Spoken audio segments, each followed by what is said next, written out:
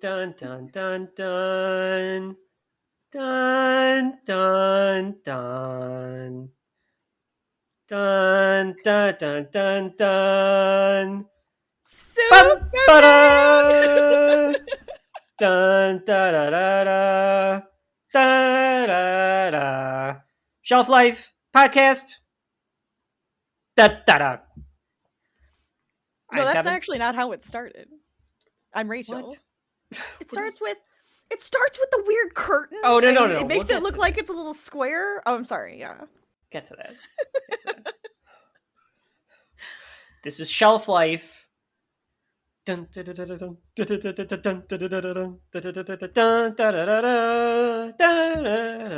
Honestly, the start of that music sounds like Spaceballs to me, and then it went into Superman. Interesting. That's what I heard. I heard Spaceballs first, and then it went to Superman. I was like, "Oh, That's interesting." very interesting. Did Spaceballs like use something similar to make it sound like well, that? it was because it's a parody of John Williams' music, parody. and that's what John Williams is doing the score So here. that's what I heard. Yeah, and then I was that's what I heard. I'm like, I guess it's a space movie because he's an alien. Because he's an alien. Did we say our names? I think we did. Yeah, we did. This is Shelf Life. You want to say it again? No. I think we did it. I know I said, but this is Shelf Life, a podcast hosted by a brother and sister team where we were going through all things of pop culture to determine whether or not it belongs on your shelf. As you can tell by my introduction. Your beautiful rendition. Thank you. Yes, I pride myself on it. Yeah. Rachel, this is a big one. This is not the main event for season 2, and I would like to think that every episode that we do is someone's main event. Every movie is someone's favorite movie. Right. Every TV show is someone's favorite TV show. Yes. We treat them all with the same. We're going to evaluate them. We're going to walk through them. I like how you didn't want to say respect, because I may not respect everything. Right, yeah. I don't necessarily respect it, but we're still going to do it. But this, for a lot of people, might be a main event. Because, Rachel, what is up for consideration to the shelf today? Well, it's a big one. If you didn't know the music, it is the shame on you. Yeah, shame on you, because good music. The 1978 Superman the movie. Superman the movie. I love that it's called the movie. They have to make sure. They have to class it up. It really should be Superman the motion picture, I think. Ooh, I like that. That's classy. Better. That's classy. Is classy. It's Star Trek the motion picture. Classy. Yes. It's very I don't classy. think I would use that C word for it. Oh my god. I would say it's corny. It is very, it's very 45 corny. years old at the time of this recording. It's Superman. It's kind of what I expected, but at the same time, not. Yeah, interesting. So I'm gonna let you start with this because this is a rarity. I think. Correct me if I'm wrong. I think Ghost was the first episode where neither one of us had seen it before. Neither one of us, yes. Yeah, I think this is the same thing. I had never seen this before doing it for the show. What is your history with the movie? I've never watched this, but I think I've seen clips and parts because like certain characters and certain scenes seemed very familiar. Now, a lot of them I think are also satired in like a lot of other things, which is probably why it was more familiar, but I do think a couple of the characters were really familiar. And then I was like, oh my god, I forgot that they were very jokey. I thought they were a bit more serious in things, but I'm also used to more serious movies. This is a lot more exactly jokey. Yes, this is considered a very serious take on Superman for 1978. Actually, there's a key word that the director would bring up, and that is the key word for the entire production that we'll get into, and that word is verisimilitude. He even has like a poster or like a plaque that he like put on his wall that's Superman, and it just says verisimilitude over it. Rachel, do you know what that word means? I do not. Is this Latin? I have no idea. Folks at home, let us know. But what it is it means that you are taking something that is fantastical, you are taking something that is otherworldly, and you are giving it truth. You are treating it as though it is real. And that was Richard Donner's objective with this movie, was to treat it with verisimilitude. If it was real, if you could treat the comics as real, he wanted everyone to not make it a parody, which I'll get into. Okay. So it is campy a little bit for today's standards. Yes. But for a comic book movie then, he was taking this and he was saying we are going to treat this with respect. Yeah, sure. Okay. From that standpoint, like, and that's going to be what's interesting about this, because we've been stuck in the 90s for a while on Shelf Life. We've done some stuff outside of that as well, and we've gone back to the 50s with Twilight Zone, but we haven't done movies from the 70s. This is a whole nother realm, and we're doing 2 1978 movies this season. Oh my god, are we? Yeah, because Halloween came out 2 months before Superman came out. Oh yeah, I forgot we talked about. Oh my god, the same year? Yeah. Oh, that's hard to wrap my head around. Oh, that's gonna be kind of fun to talk about, like kind of comparing the two different types of film. Mm-hmm. Mm-hmm. Oh, I'm excited. Okay. So the weird thing is, and folks at home, I think that you've gotten probably the idea that Rachel and I are fans of superheroes. We've already done one comic book. This is our first superhero movie, and I will start our first live action superhero movie, and it's, in my opinion, it's the first modern live action superhero movie too, which is why we're starting with it, because everything after this is ground zero, and it should be. Superman is the first superhero. His movie should be the first one. It should all stem from this and go forward, I think. Okay. Now, let me tell you a little bit about my feelings about Superman before we get into the production and we do the walkthrough. Rachel's making a cringy face. I'm not a big Superman fan. I don't know the lore. He's not my favorite superhero. I don't own a single Superman comic. I own like Injustice and some of like the Justice League adjacent, the DC event comics, but I don't own any Superman stuff. He's just never been my favorite. I think of Superman a lot like I think of like the Hulk Hogan character or Star Wars, where it's like, oh, this thing allowed a bunch of other stuff that I like to happen, so there's some like respect there to understand like where the ground zero was, but they've never been my favorite thing. Yeah. You know what I mean? No, I do, because I've always seen Superman as flat. He's always felt like a flat kind of a story, flat kind of a character. When there's no I know there's a vulnerability. You don't have to come at me for that. I know a lot of the background on Superman, but sometimes it just feels like too much. Like he can do too much, and it's just like, okay, he can do everything. Like, okay, great. Like it just doesn't feel so dynamic for me. And that's I think where I always come from with Superman.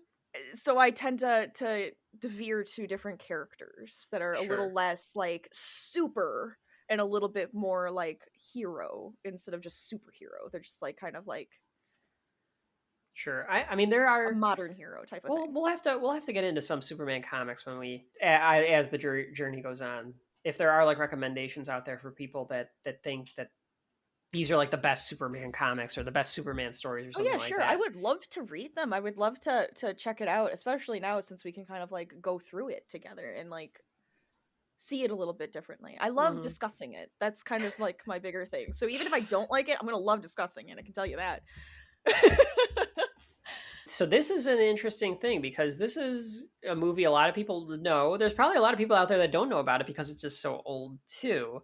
Sure. And they're going to look at the modern one versus... Yeah, and we'll get into some of that too. The Man of Steel. Very different. It's very different. And very different. I've only seen Man of Steel like once or twice maybe. So I don't really have like two big things I remember about that movie. And I was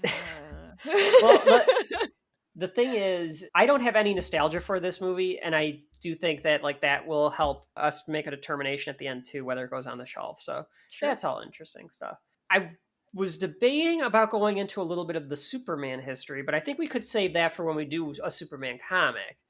Okay.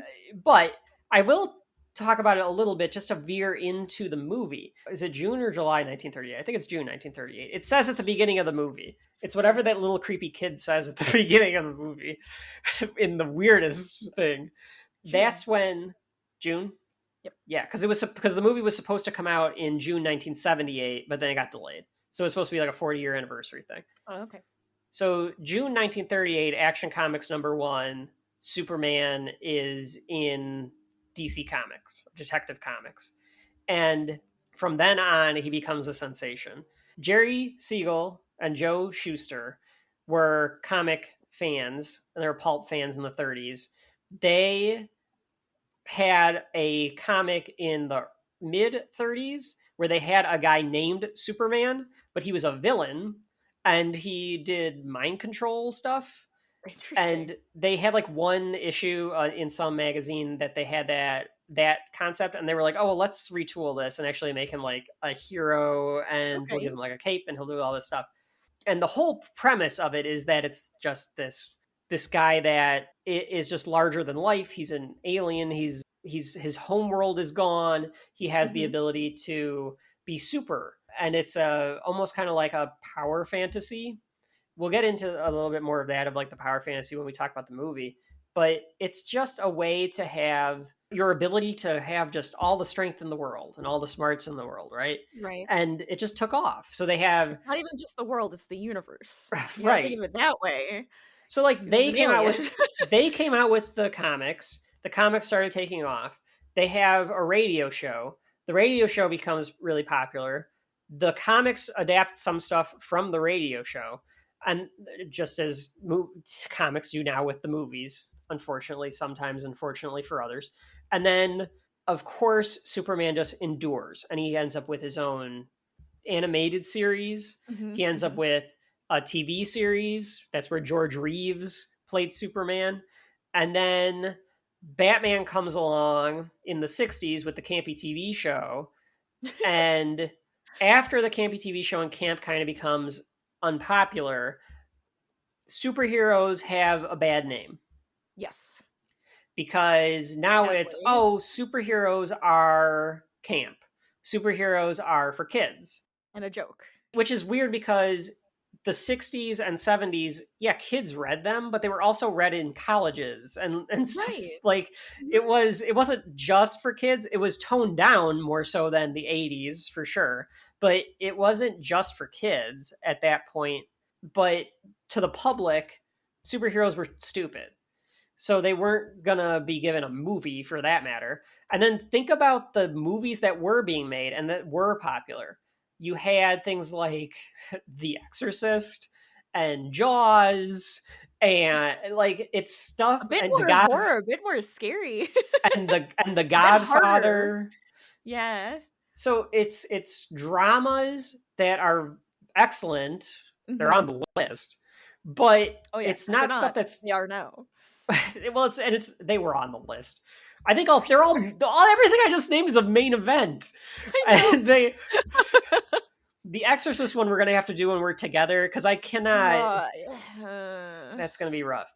There are some that we're gonna do that are gonna be like, I'm gonna have nightmares because my brain takes over. Yeah, it's horrible. The idea is the 70s were like a dark time. It's starting to turn into the 20s. There was inflation. There was a lot of political corruption. There were a lot of issues. There were gas shortages. There were all these problems that don't sound familiar at all.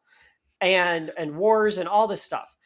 God, it really, So and the movies are getting campier. No, the movies were getting more serious in the 70s. I know, but it's the opposite right now. I don't know. Is it? I can't tell. I guess maybe. It depends. It depends on what you're looking at. There's a lot more content now than there was back then. This is also true.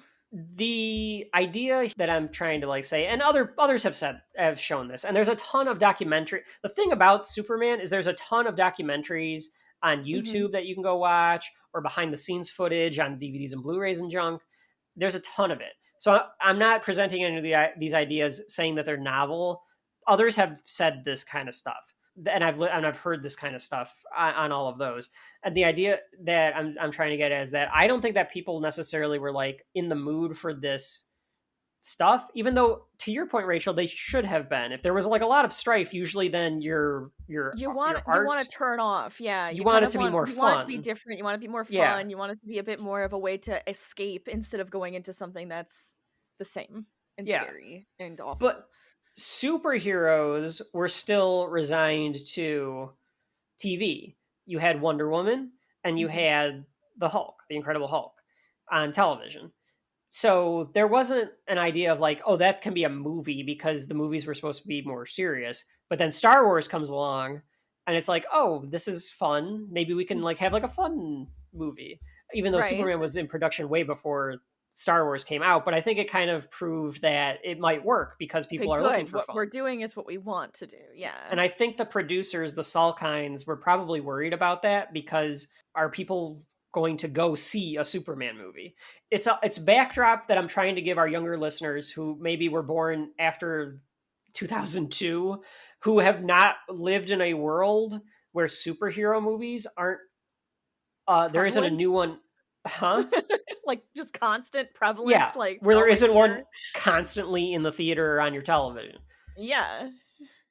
There's not one constantly coming out every single month or something. Like that's what it feels like right now. Exactly. That's all I'm trying to do, is put you in a mindset so that you understand how big of a deal it was that somebody was trying to make a Superman movie. Where today you'd be like, well, fucking course somebody was trying to make a Superman movie. Like, another reboot. And I was like, well, it wasn't back then. So the Salkinds are these producers, and they produce some different stuff, Three Musketeers, things like that. They seem kind of shady. We'll get into more of their shady stuff when we do our Superman 2 episode, because the production gets really wonky because of Superman 2. This is interesting. Mm-hmm. For those that don't know the story. We love the weird background information. We don't put it. It's we don't fun, put it. Though you don't get it enough. Yeah. So the Salkinds wanted to make a Superman movie because they were trying to find something that they thought that they could use, they could make a buck on. And DC Comics didn't want to make a Superman movie. Warner Brothers, who owned DC Comics, didn't want to make a Superman movie because they just thought it's going to be expensive and no one's going to go see it because we have this stupid comics division and who cares. Mm-hmm. DC was afraid that it wasn't going to go right. DC eventually said, you have the rights to the movie, but we have to give approval for the director and who can be in it and stuff like that. Okay. And DC approved a gigantic list of actors. The Salkinds kind of figured like, okay, they just want names because they just want to make sure that it's successful. So we're going to do whatever we want anyway, because they'll probably approve it anyway. And they decided that they were going to film Superman and Superman 2 at the same time. Which again, they were very confident then. Yes. So folks at home, I need you to understand again, this is not Avengers, Infinity War, and Endgame. This is, no one thought this could be the second highest grossing film of 1978. That was not in the cards. So to do both of them, yeah, is kind of insane. Jeez. Okay. So they make a deal with Warner Brothers when Warner Brothers hears this, because Warner Brothers is like, hey, if you take on the production budget, we don't give a shit. We will distribute it. So they decided, Warner Brothers was like, we'll distribute it in the US. You guys produce it, but money's on you. Like, we'll just, pay for all the distribution. Mm-hmm. And they decided that they needed to find somebody that could write the thing, and they were worried because it was a superhero, it was Superman, it's kid stuff. They need to make it credible. So they get Mario Puzo. Mario Puzo wrote The Godfather. So they're like, okay, we want you to write this guy that wrote The Godfather, because clearly if you can write The Godfather, you can write Superman. It's the same thing. In my eyes, it's the same thing. Totally the same thing. Totally. It's interesting. Do they have a question? Yes. Stop me while you have questions. Folks at home, stop me if you have any questions. For superhero movies, though, don't they usually get a writer that like wrote a comic ever, or is it always just a writer who like knows of the material? And do they get like people? Some, like today. Yeah. Some of They the ever do that? Because I just feel like a comic book writer would understand, like, they storyboard. It's the same idea. It's like, here's different the though. It storyboard. is different. Writing a screenplay and writing a book or a comic Oh yeah, of course, different. they're completely different. But the story. Look at Fantastic Beasts for that confirmation.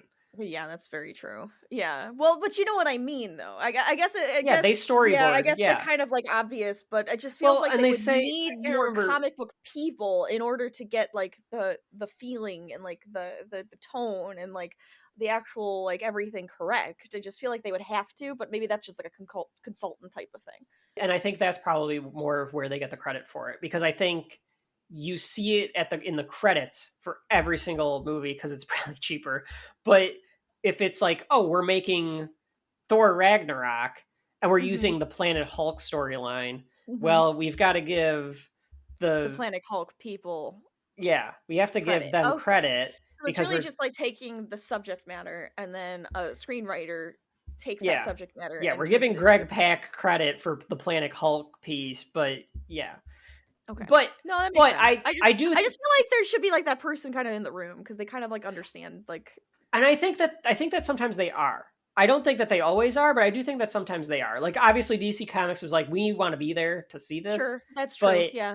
So I do think that was, it kind of goes hand in hand. There are some movies where the screenwriter or a draft or a story idea was made by somebody in the comic world. Okay, but that's all I was kind of wondering. You know, I just wanted to like, I just want to understand like that part of it sometimes, where you watch something, you're just like, did they even know the subject matter? And then you watch something else, and you're like, God, they knew like every little detail. But it's like, right. So I'm just wondering how they figure that part out for the. And I always go back and forth on it. We'll get into it. Richard Donner, I think, was probably a fan of it when he was a kid. I don't know if he was like a fan of it when he was an adult, but he had respect for the subject matter. Maybe, and honestly, I think that's all you need. If you can have respect for the subject matter, no matter how dumb it is, everything I want it to be done, not unless it's a blatant farce and you're making a farce to make a farce. Yes. I'm not saying fart. I'm saying farce. A lot of farces. You said farce like 3 times. I hope farce didn't become a word where it gets bleeped on wherever you're listening to this podcast. Oh man! Unless you're making a farce, I want you to try to take it seriously. I want you to play it straight. Well, yeah, just do it. Like, you know what I mean? Right. Because even if it turns out like shit, if you're playing it straight, it becomes funnier because you're trying and you're failing. Yeah, actually trying usually makes a B movie better. Once a B movie knows it's a B movie, it becomes a B movie. Yeah, that's the problem. Yeah, exactly. Yeah. Constantly take it at like right at that value, always, no matter what. You have to. So then he writes a screenplay. It's like 500 pages, which is a massive screenplay. But he basically wrote 2 movies to write. You're right, because he had to do the first and the second one. Mm-hmm. They hire other people to do a second draft. Oh, I'm forgetting the names now. David Newman and Leslie Newman do another draft of the screenplay, pretty much.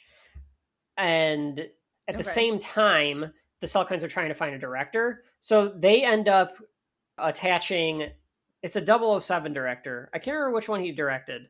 Well, they go through all these different people to try to find a director. Apparently George Lucas they approached, and he turned it down to do Star Wars instead. Oh, that's funny. They wanted to get Steven Spielberg, but they weren't quite sold on him yet. This was all before Jaws. Like, remember, this is like 74, 75 when this is happening. Right. And then they hired Guy Hamilton, who did some sort of James Bond movie. I can't remember which one. Goldfinger, maybe? Dr. No? Like, one of them. I can't remember. Well, it's those are on the list. And Rachel might have to add those to the list. Those probably weren't on the list. Can you write that down? He was going to do it, but they moved the production from Italy to England because the exchange rate was better in England. And yes, and this is kind of how the Selkines are. So they were like, well, we got to do the production in England now. So that's where they decided to go. Okay. But because they went to England, Guy Hamilton had to pull out, and I did not understand this. This was in one of the documentaries that I watched. And folks at home, let me know what the hell they were talking about. He was a tax exile. That's what the problem was. So he could only work in England for 30 days or fewer. So I think he was an English guy, but he could only work there because he was claiming that I don't know. I don't understand it, but he had to pull out of the production because of that. Okay. So he pulls out of the production. They need to find a new director. The Omen comes out, and The Omen is directed. These movies. I'm sorry. Go on. The Omen is directed by like giant grouping of movies. I'm yes, very excited. That's what I'm telling you. The 70s has this grouping of movies that kind of they were all very director driven. All of a sudden, yeah. They're all very creative. They're all very filmmaker based. They're not, it's a good time. It's a very good time. So Richard Donner makes The Omen, and they're like, this guy's got kind of a good voice. Maybe he'd be up for it. So, and this story he says in a couple of the documentaries I watched, he told it both. So he gets a call from the Salkinds while he's pooping. Serious? Yes. He says he was on the he said he was on the toilet. I say he was pooping. Well, I would assume. That's what he had to be doing. And the Salkinds said that they were going to offer him $1 million to do it. And he didn't know who they were, but he was like, well, $1 million. And he has, and I don't know where, and I don't know where they... so weird already. I don't know where they have this, but it belongs in a museum. So he had nothing to write it on. So he had a business card for his hairstylist in his pocket. So he wrote down all the details on this business card while he was sitting on the toilet. And they showed it in the documentary, and it shows it shows the Salkinds' names. It shows Gene Hackman and Marlon Brando, because we'll get to that first. Brando and Hackman signed on before they got Richard Donner.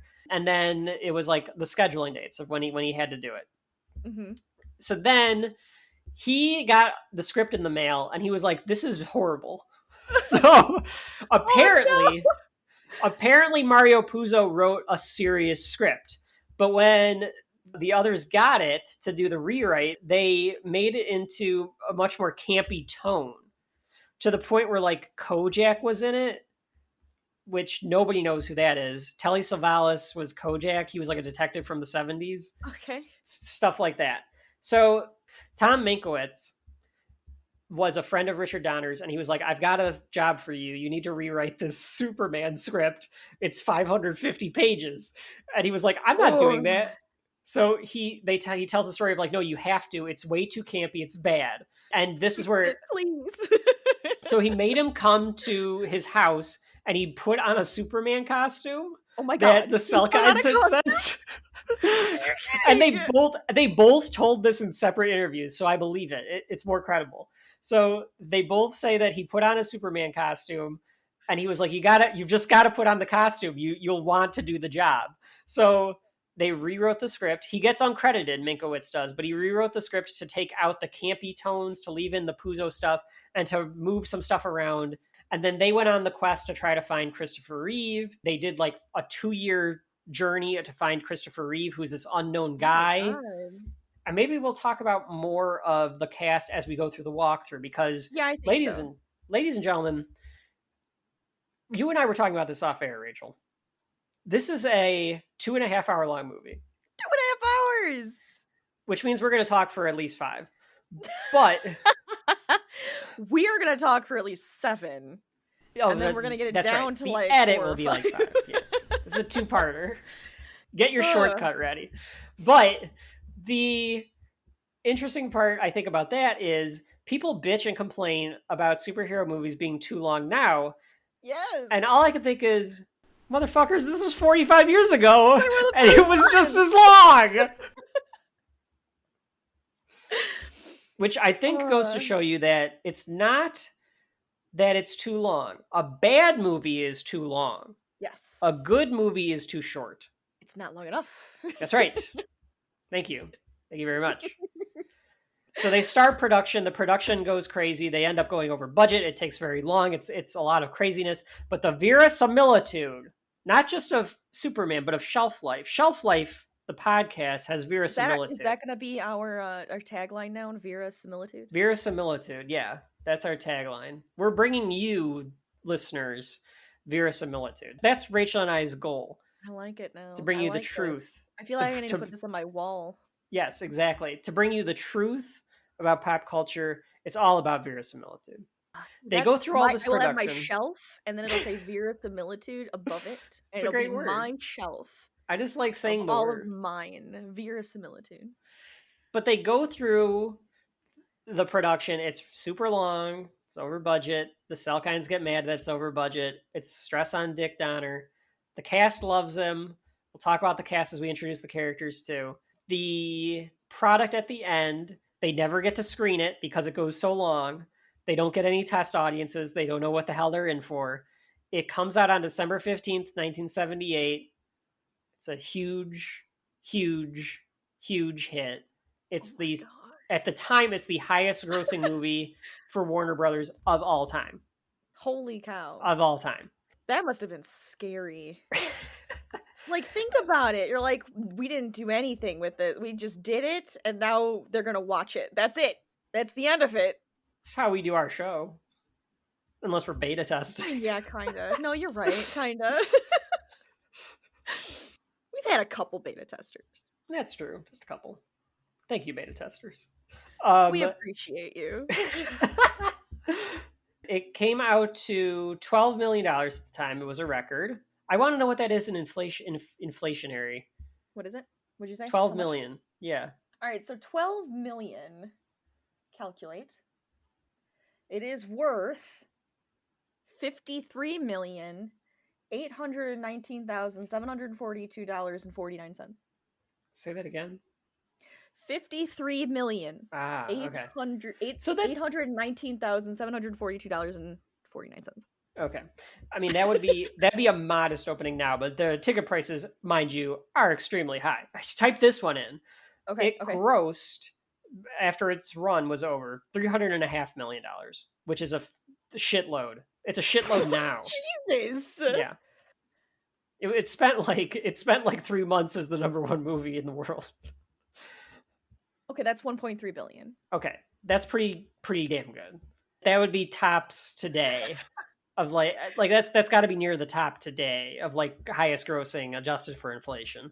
That's insane. Because I thought Grease might have beaten it. Grease was the same year too, by the way. Right? Grease?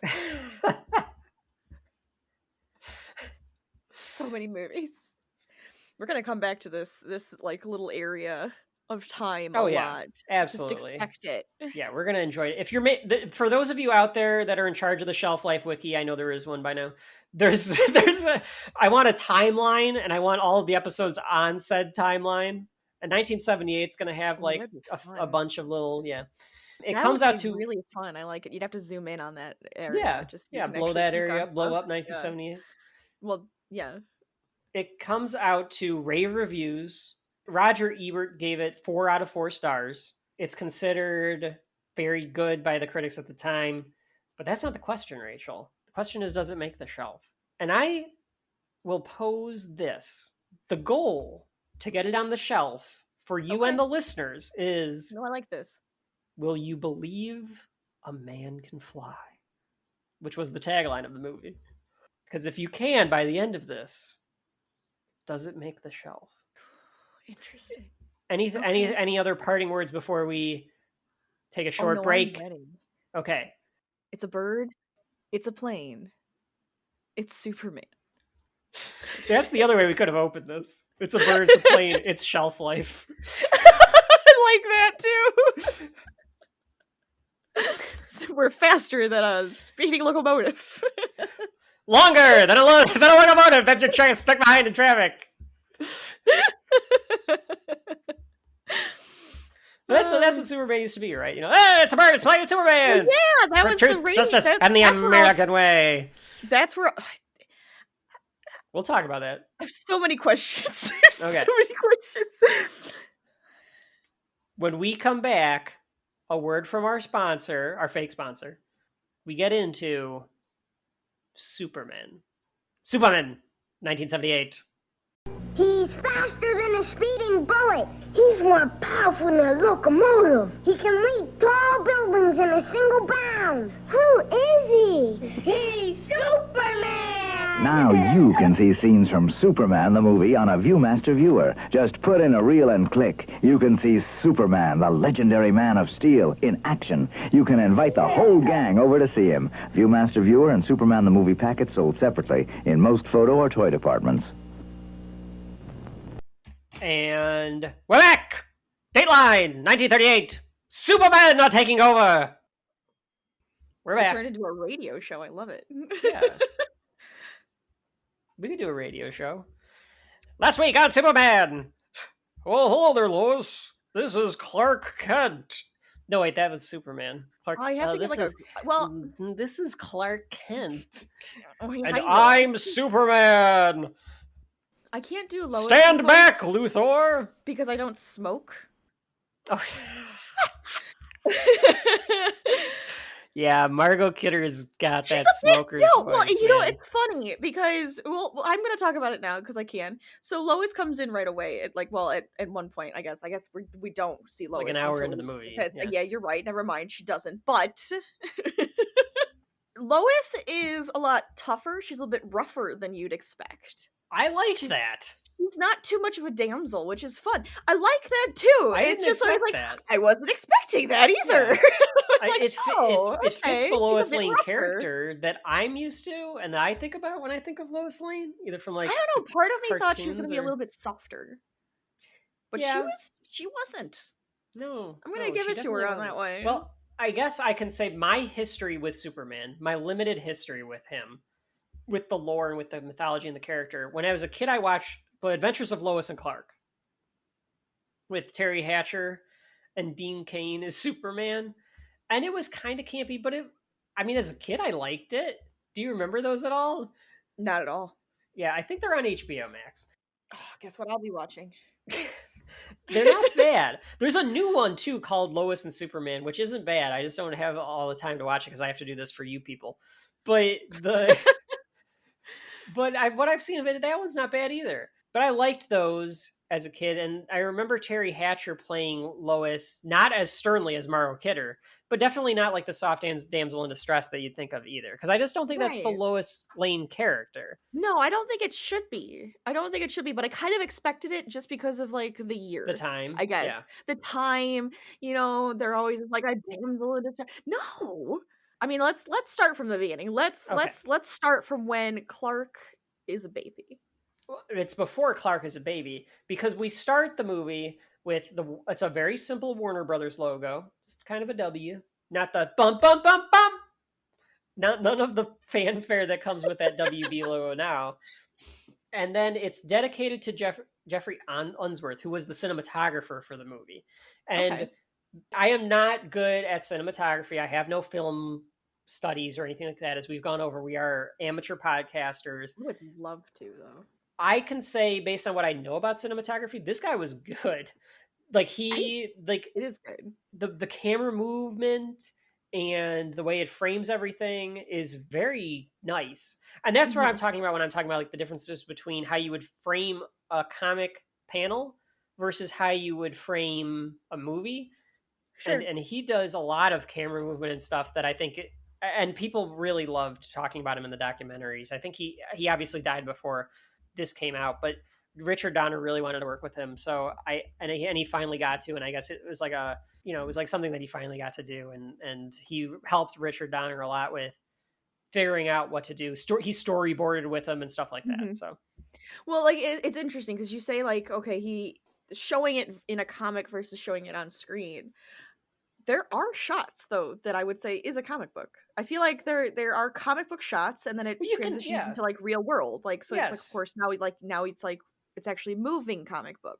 So it's like you have the comic book shot that's going to be like the shot, and then that's it. And then you have to actually go into real scenes, though. I think that's how it should be, though, because I think absolutely you get this you get mixture, that feeling. Yes, yeah, of it being a comic book movie. It shouldn't hide from the fact that you're talking about a superhero. And no. I can't remember if it was Mankiewicz or if it was somebody else, but somebody says that Donner wants us to believe this mythology. Donner looks at this as Christopher Reeve actually says it in his interview on these that he felt like he was just a custodian of the mythology. We've talked about that. This is bigger than you. This is a myth.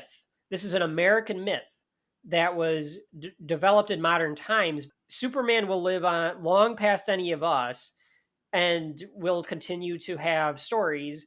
You are just there to be a piece of it in the history of it. And I appreciate that.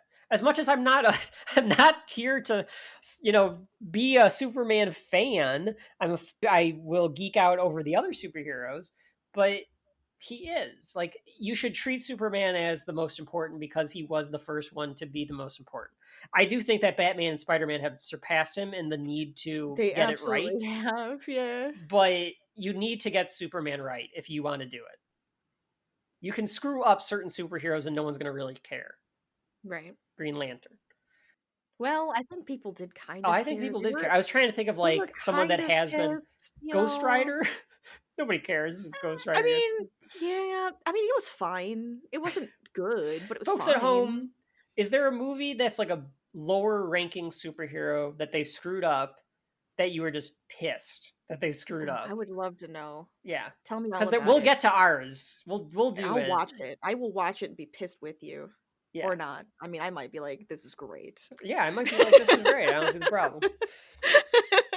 So it starts with a curtain opening, which I thought was an interesting beginning. It was so weird. And like this little square, I was like, is it gonna be bigger? Is this how we're watching it? Was like the commercials when you go to the movies now and they're like, don't watch it at home, watch it on the big screen. It's not like that. Don't watch it on your phone. It's like, make it bigger the way it's meant to be watched. I don't know why they did it that way. And then the score I thought was eerily similar. Is it because they're taking it from a comic to a radio to the big screen? Yeah, like maybe that's what it is. Yeah, I think you're right. I think that's what it's supposed to convey. Yeah, that's a good call because it starts with, it says June 1938. And then it shows it doesn't show a kid. It shows a comic book. It shows a comic book. And which I kind of like, because if you think about this Superman movie being like the start of the modern day superhero movies, it's like, we're starting the world. We're opening the book. Yeah, we're opening it up. This is it. But it still was a little weird because this creepy it was kid kind voice. Of Princess Bride-ish because it's like, we're going to go into the book now. Ready? Hop in. Like, well, it's also weird because they say June 1938 and they're talking about, it's a kid opening an Action comic. Yeah. And it's talking about the Depression and how the Daily Planet needed to be this journalistic integrity for the times. It's a creepy little kid voice, like the Daily Planet did autojournalism during the Depression.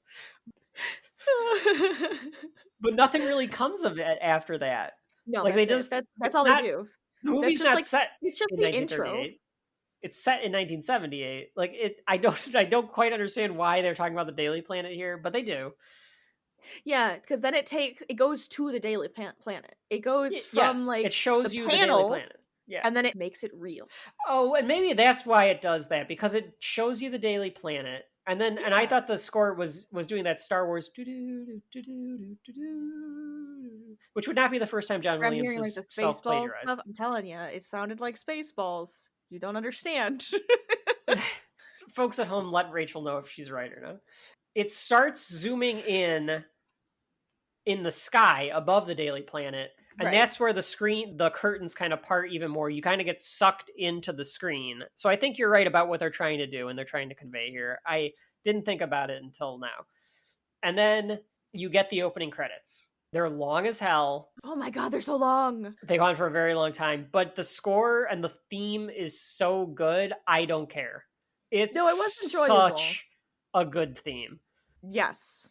The music, very good. We might as well talk about the music now because why not? The music is done by John Williams, who is one of the most prolific composers for movies of all time. This is one of his most famous themes. When you hear this music, you think Superman. And like you can't separate them. Yeah, you can't separate them. So Jerry Goldsmith, he did the score for The Omen, and Richard Donner was going to have him do the score for Superman, which I really want to hear what he would have come up with, because I like Jerry Goldsmith too. He's a good composer. They had some conflicts in scheduling, so John Williams was hired to do it because he was like, well, maybe I can get John Williams. And John Williams was able to do it. Williams talks about how he read the script and he realized that the script wasn't taking itself too seriously. It was supposed to be fun. So that's how he wrote the music. It's supposed to be fun. It's supposed to be lighthearted, but it is supposed to still sound like a superhero. Yeah, a bit empowering, a bit dramatic, but still kind of like light. Yes. And I think it's great. I really do. This is one of my favorite themes of all time, period. I've never seen the movie. I've heard this theme a million times. Oh, God, of course. The first time I probably heard it was the Seinfeld episode where Jerry races the guy. That's all where I've heard it probably Lois. the first time. Yes, for Lois. I don't know Lois. Yeah, exactly. I kept waiting for Superman to wink at the camera because Jerry does that in the episode. He did. I assume this is where he got it. He did, Kevin. He did. At the very end, I think he does, right? No, it was in the middle of it. Okay, we'll get there. We'll I get didn't there. know he broke the fourth wall. I didn't know that was a Superman thing. I don't think it is. I think it was just part of like 1970s slightly corny. The fun story that Dick Donner tells, I'm calling him Dick Donner because the whole cast does, because they just loved him so much. But which I'm emphasizing that for our Superman 2 episode. If you're listening to these back to back, because we have all the Supermen on the shelf or our episodes. Yeah. It's your Superman collection. He says he was at the recording when Williams was doing it, and Williams got the orchestra. I think he used London Symphony Orchestra to do it. He got them to start playing it, and Donner like walked in the room and was like, "It's brilliant, it's great." And he was like, "You just ruined the take," because he just like walked into the studio like, "It's perfect." It's great. It is great. And I do like that the letters just fly at your face. It's the most like, look at how 3D. Intense in 3D we are. We're flying through space. So we move through space and we end up coming up this giant supergiant of a sun. It's a big red giant.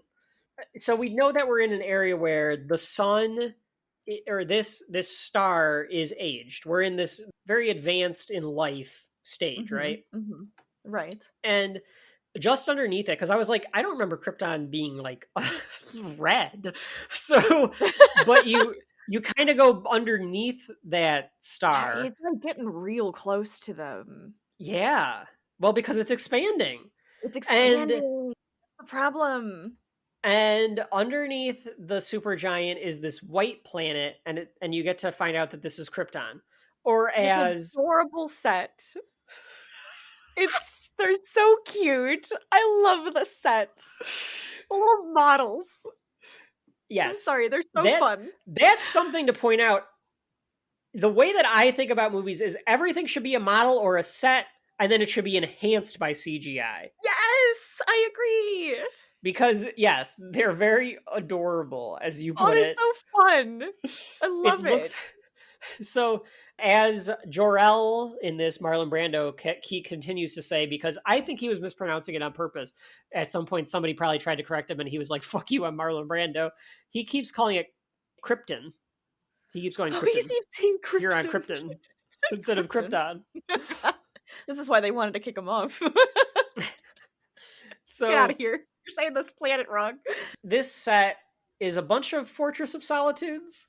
Like, I think that's... I think it's the biggest, like, fortress, right? I think, like, Fortress of Solitude is, like, just a little fraction of, like, so, how like, this do was they built. have to live in these type of things because they're so close to this big sun? Like, I think it has to be some sort of protection.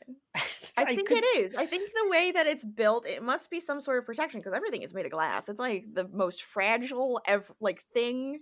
I feel like maybe it's not. Maybe it's, like, incredibly... Well, okay. Like, so... They're basically inside this snow globe, right? Like, well, this part's the snow globe, but the snow globe... Oh, yes, okay, all right. Let's talk about this part first. The rest of it looks like a giant, like, shards of glass. Yes. I forgot about this first scene. I had no idea that it was going to start out with this first scene because I knew scenes of this movie. I know the story. So I was expecting certain things. I wasn't expecting this because this is also in Man of Steel, this scene where the first line inside the snow globe is Jor-El going, "This is no fantasy, no careless product of wild imagination."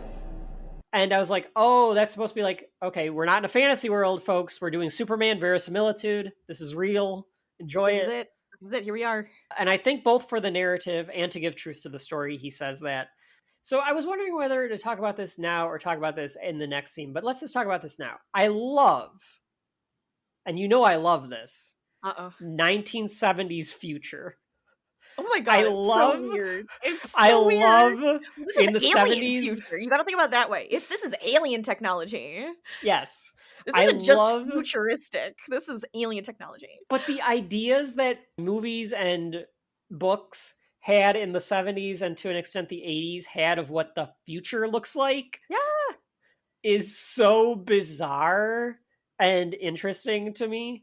Some of it seems kind of like, well, yeah, that kind of is a thing. Like the giant Zordon heads. Okay, so we have giant Zordon heads. Well, just think about it this way. Like they're on screens. They're just kind of like, they're coming in like remotely. Yeah, they're just on right? screens. Yeah. But they look like giant just Zordon heads, like floating there. I mean, I could see that actually being a thing now. You have like this weird dome that you stand in and you just like, you do a speech and you have the people around you on screens. It's similar. Yeah. And so that is more realistic. Now the hula hoop, that's a different thing. That's a different The story. hula hoop, which I don't know what the hell it was doing. I guess it was just keeping them in place. I assume these hula hoops that were like spinning and up and down right around the people that they're on trial. Yes. I assume it has some sort of kryptonite. Right? Or does kryptonite do nothing to them on Krypton? I don't understand kryptonite. I'll explain kryptonite later because I think I understand kryptonite. There's no kryptonite. Kryptonite doesn't exist yet. Oh, it doesn't exist yet. Is it like, okay, so it's like a core thing? It's I think it's formed when the planet blows up. Spoiler alert. Interesting. Yeah. Interesting. Okay, see, I think the hula hoops are just keeping them in place so that they can't. So it's just like it's like a force field. It's like keeping the force field going. You got the hula hoops going. It's making some weird noise and everything. I love it. So we are seeing a trial of treason and sedition. These people use crystals for everything. These Kryptonians. They are the people that that just think that crystals have healing powers and they have crystals everywhere. Now you're just being mean. They believe in astrology. I bet some of our listeners are very into this. I'm not saying you can believe whatever you want. It's just I'm saying the Kryptonians. They use crystals. They use everything is like either see-through or it's like opaque and it's like very glassy and icy looking. These people are very into crystals. It feels kind of like they think it looks a bit richer, a bit fancy, and like I don't know. There's something like about it that makes them look superior, is what it felt to me. Well, they do say that they're far more advanced than humans. They're far more advanced than Earth. I guess okay, let's get through this scene and then I have a parallel I want to make that you won't understand, but I have a feeling some of our listeners will understand. And John Barry did the production design too, so he designed all of this stuff. So they just don't make production designers like they used to for this 1970s future. So fun. I'm gonna after this scene I'll talk about 1970s future again because it's just okay. So anyway, they're on trial, and it's the three villains that will come in part 2, including General Zod. Mm-hmm. General Zod is the main villain of Superman 2. So they were going to start a revolution, and they wanted to start a new order with him as the ruler. That's what they tell us. Right. Which I think is also in Man of Steel, if I remember that correctly. So we're going to have to do a compare when we do Man of Steel. I would love to do a compare. I think that'd be fun. Because I know Man of Steel is very, very divisive. It's very polarizing. Man of Steel does some things that are not that bad.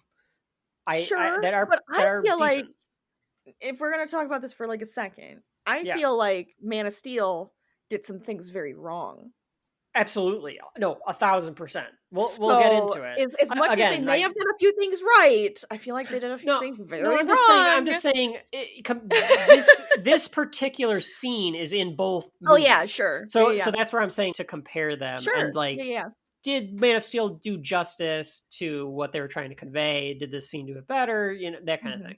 The giant heads also, which is the Council of Elders for Krypton. The Zordon heads, as you put it. I'm sorry.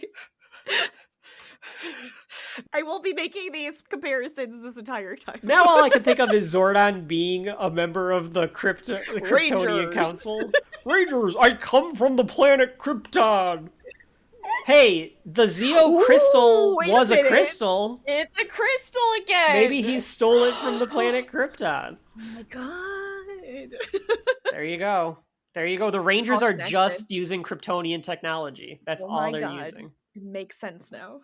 Yeah, it all makes sense now. Folks at home, there's your fan fiction. There's a comic book. Go tell Boom and DC to get in on that. I want to see it. The Power Rangers meet Superman. So anyway, the giant heads all say that they're guilty, and Zod, I do love that they're like guilty. Yeah, we'll change that in post to make that echo. Zod says he's going to hold Jor-El personally responsible because he will be the final vote and it needs to be unanimous. Now, it's a bit harsh in my opinion because all the rest of them said he was guilty too. But he's also like the one that it seems to have put them on trial. So he already thinks you're guilty. All right, I guess that's fair. So like maybe it's because he kind of put them on trial. I would assume maybe. Because he's the one that's overseeing it. Them in. Yeah, he's clearly like the prosecution. He's telling the council the story. Jor-El does not take Zod's offer because Zod is like, you can be my number 2 if you just disagree with the council, then we'll get off scot-free. But he instead condemns him to the window prison, which I think is supposed to be some sort of like metaphor. A mirror. Oh yeah, mirror prison. Yeah, they're in the mirror realm. Yeah. It's crazy. It's like the shard of mirror that just comes from nowhere and then leaves to go to nowhere. I was just like, they float in space for all eternity. It's a very harsh punishment. That's horrifying. Like horrifying. It must like keep you in like a suspension then, right? So you're like in a state of suspension too. I guess so. That is a really harsh punishment. Well, maybe because they're saying forgive us as they float away, which was kind of creepy. Which is so weird though too. I'm surprised they were screaming that. They never even said a damn word to the council. Like they didn't even get their side of the story. They didn't even do any of that. They were probably not expecting the mirror punishment. Yeah, because that one's when they realized that he was getting the mirror punishment, that was the problem. They're like, oh no, oh damn. Zod also condemns the heirs of Jor-El as well. Yeah. So you get that too. Then I didn't like the transition to the next scene because we go from that scene and Zod being like, you don't always agree with the council. And then the very next scene, we're like at a council meeting. They're all in their fluorescent white weird robes, which were real. They like put little lights underneath all that stuff so that it glowed off the camera. Weird. Yeah, the glowing. They look like they're in foil and it's reflecting. Yeah, but that's what it is. That's literally what it is. Now, this is where I want to pull a parallel for a second. Okay, go ahead. Well, I guess if you want to talk about what they're talking, you say it first, and then I'll talk about the parallel. So Jor-El is trying to convince the council that the planet is going to die. Mm-hmm. I assume because of climate change, because they are flying closer to the sun. They're like, it's shifting. Yeah, it's just shifting. The hell? Basically, none of the council believes him. Right. They all think he's full of shit, and they've turned down his offer. So go ahead and say what your parallel is. So it's interesting to me because they seem kind of high and mighty. They're like, yeah, we don't believe you, whatever, we're fine. Like, I guess if you want to leave, we're not leaving, right? It's one of those things. And for me, looking at what they're wearing, the way that they hold themselves, it reminds me of Doctor Who and the Time Lords. and the way that they hold themselves, and the way that they're kind of like pompous, and they only want to listen to themselves, and all of those things. They don't want to hear anybody like say that they're doing something wrong and that they should be doing something else, which is what happens. Same idea, except they brought the destruction on themselves, and they didn't have like a son that's about to kill them. Well, and I mean, folks at home, let Rachel know if she's right with this parallel, because I've never watched Doctor Who, so I don't know that way. Well, I'll give you that. You want to know? They have those like pompous ass robes and everything too. I guess they're like a council of Time Lords and stuff. It's just like, I guess it's like any council. They hold themselves in such like a high esteem. I was gonna say, it just reminded me of today and climate change. Yeah, like, that's what I thought of. That too. It just was like this guy's bringing to your attention a potential problem, and they're like fuck that. No. You're wrong. We've got money to make. We don't need you telling us. Making everybody freak out. Nobody needs to get scared. If you go tell anybody that there is a problem, that the glaciers are melting, and we have a lot of glaciers because we basically live in them. If you go tell anybody that, we are going to hold you for insurrection. Yeah. And so I just thought it was interesting that you do the one scene where they're condemning somebody for doing an insurrection, and then in the next scene they're like, now you're going to be held for an insurrection. But that, I think, does that kind of show how their government, how their like council are? It shows that, because it's like, oh, hold up a second. Nobody can like question us. Nobody. Yeah. We already shoved that guy into the mirror world. Do you want to be in the mirror world? This is what we do. We just shove everybody into a mirror world. I wonder if it was supposed to be. And don't agree. I bet it. I don't think it probably was at the time. It could be. You could like think of it as the McCarthy hearings if it was the U.S., or maybe even like the way that Stalin ran the Soviets. But I'm sure that there's parallels that can be had. There's always parallels all of time and everything. Yeah. Nowadays, anything, for sure. So 2 things to talk about before we move on. One is 1970s future again. Love the robes, love the look. The weird thing that I love about 1970s future is when I think about the 1970s, I think about a dirty, disgusting decade. I think everything looked gross. Everything looked very plain. Is that why everything is white and pristine? It's just glowing? That no matter how clean you make it look or how sanitized you make it look, the 70s were just like shag carpeting, brown walls. Everything looks like shit.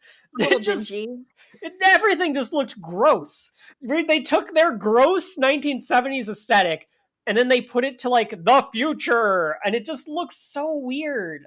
I just like the idea because it just contrasts these two worlds a lot. It really does. No, the other thing is they all have these symbols. They don't explain these symbols. They all have these symbols on their chest, though. I like the symbol. I like the symbol. I find it interesting. No. I'm not saying I don't like it. I'm saying I like it. It's interesting. They don't explain it. I don't have any information on, is it like a house symbol? I assume it was a house symbol. Is it like something like this? Like, what is it? Like, is his like actually like a snake and it's not like an S? Like, is it like some weird it's never explained in the movie. No. Marlon Brando actually had this idea.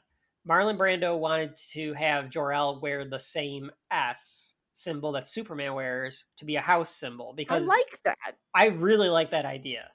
And, well, let's talk about Marlon Brando a bit. But that was a really good idea. And I think that they've adopted that into the comics after this. The S is just the symbol for the House Jor-El. Right. In Kryptonian. Right. It just happens to be an cool. S. Okay, again, I know I'm going to bring up Doctor Who again. But Doctor Who, the Time Lord writing looks like a bunch of circles, like interconnected and like lines like that, which looks really interesting. And that's kind of where I'm seeing this is coming from. It's like just a bunch of different movement and flow of different symbols that actually probably say the family name. Oh, I see what you're saying. Yeah. Yeah. No, that makes it interesting.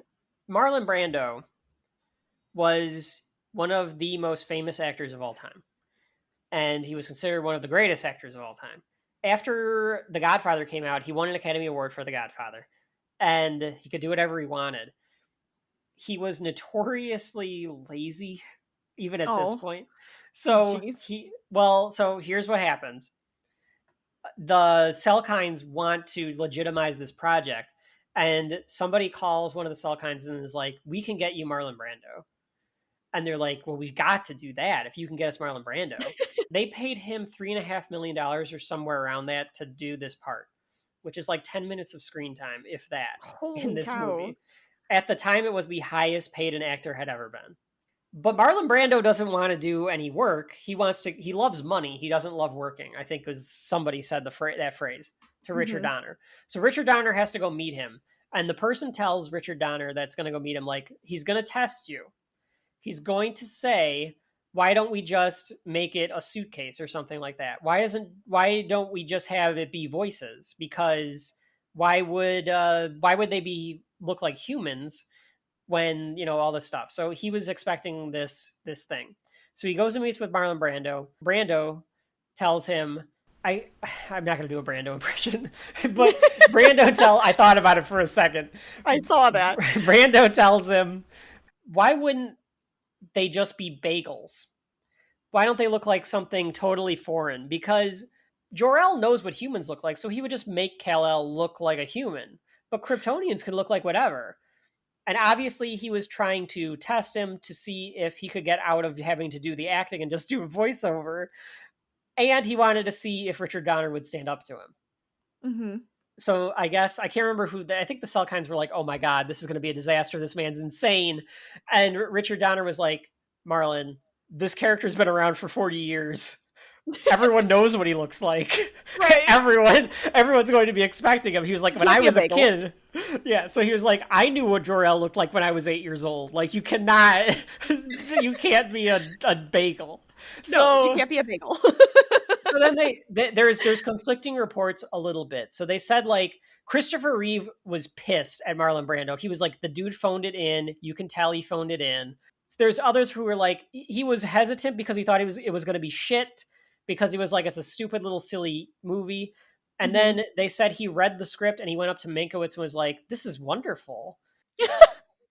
He had ideas. He would not memorize the script because he didn't want to. So they said, like, when he's doing this speech to Kal-El, he's reading it. You can kind of tell he's reading it. They had the script on the baby's diaper so that when he was holding the baby, he could read it off the diaper. Why would you do that? But they all said that once he read the script, he was on board. Like, he went to Terrence Stamp and he was like, what if it's crap? What if it's crap? I don't want to be in a movie if it's crap. I know. I had to do it, Marlon Brando. I'm sorry, I have to. But after he read it, he was like, oh, this is a wonderful script. This is going to be very good. We could be in this. It's going to be okay. So Marlon Brando ended up on board. But he still tried to get out of doing as much work as humanly possible. I respect that. I can respect that. No, I don't really. I mean, it's Marlon Brando. We'll get into Marlon Brando being a fucking crazy person, because I think he was insane. I do think he was insane. And he never pronounced Krypton right. Krypton.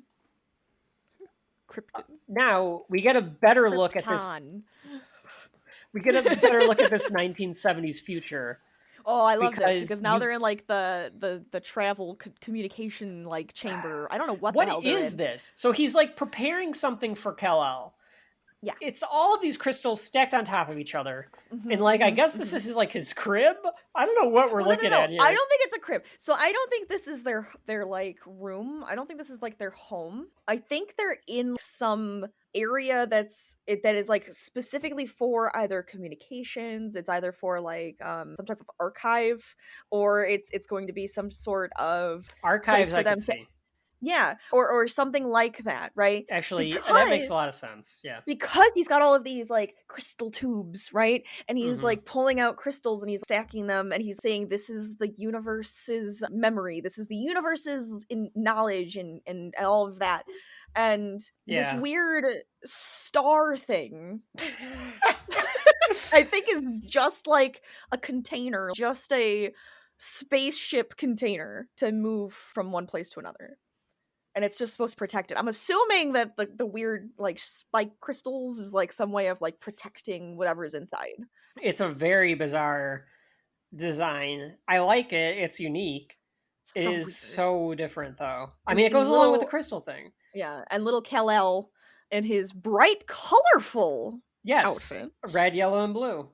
He gets to be colorful. Is that like only a child thing? When you grow up, you have to like lose all your color. It's like depressing and like very metaphorical.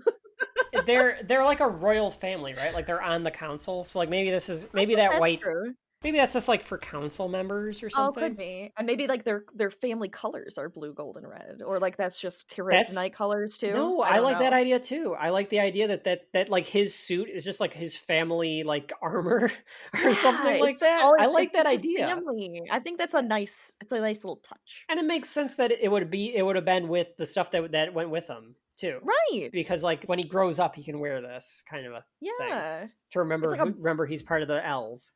The family L. So Lara L has him, like you said, brings in Cal, the baby Cal L. Little squishy baby. I like that it's a real baby. Nowadays it would probably just been a CGI baby. Well, they're hard to work with. A lot of people like say, if we don't have to work with babies, we're not going to work with kids. Children, we don't want to work with children. Yeah. And it's hard on them. It's hard on everybody on set. Yeah. But this just little squishy baby didn't look like he cared. He was just like, yeah. And Lara, who is Superman's mom, Lara L, is talking with, because Jor-El is like finalizing some stuff with it looks like it should be like an instrument. Like I expected him to start like blowing into it. Like it could be an instrument. Yeah. I'm now going to play the crystals. It's gonna start like poofing up like a boo. Yeah. Yeah, like that's what you could. That's what I expected out of it. Yeah. Jor-El had told the council, because when they're like, if you tell anybody, we're gonna throw you in jail. And he's like, I'm not gonna leave, and my wife is not going to leave Krypton. That's all he said. We're going to stay.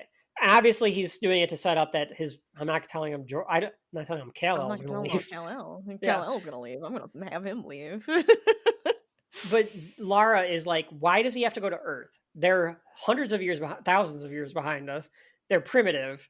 Why does he have to go there? And Jor-El's like, well, he can breathe there for one, and the atmosphere and the way we look, he'll look like them. Yeah, so he'll blend in. It's like, yeah, it makes sense. Of course you got to do that. And yeah, you don't want to send him to like Gleep Glop over there in another universe, and it's a bunch of like tentacle beings with one eye. Like it's not going to work the same way.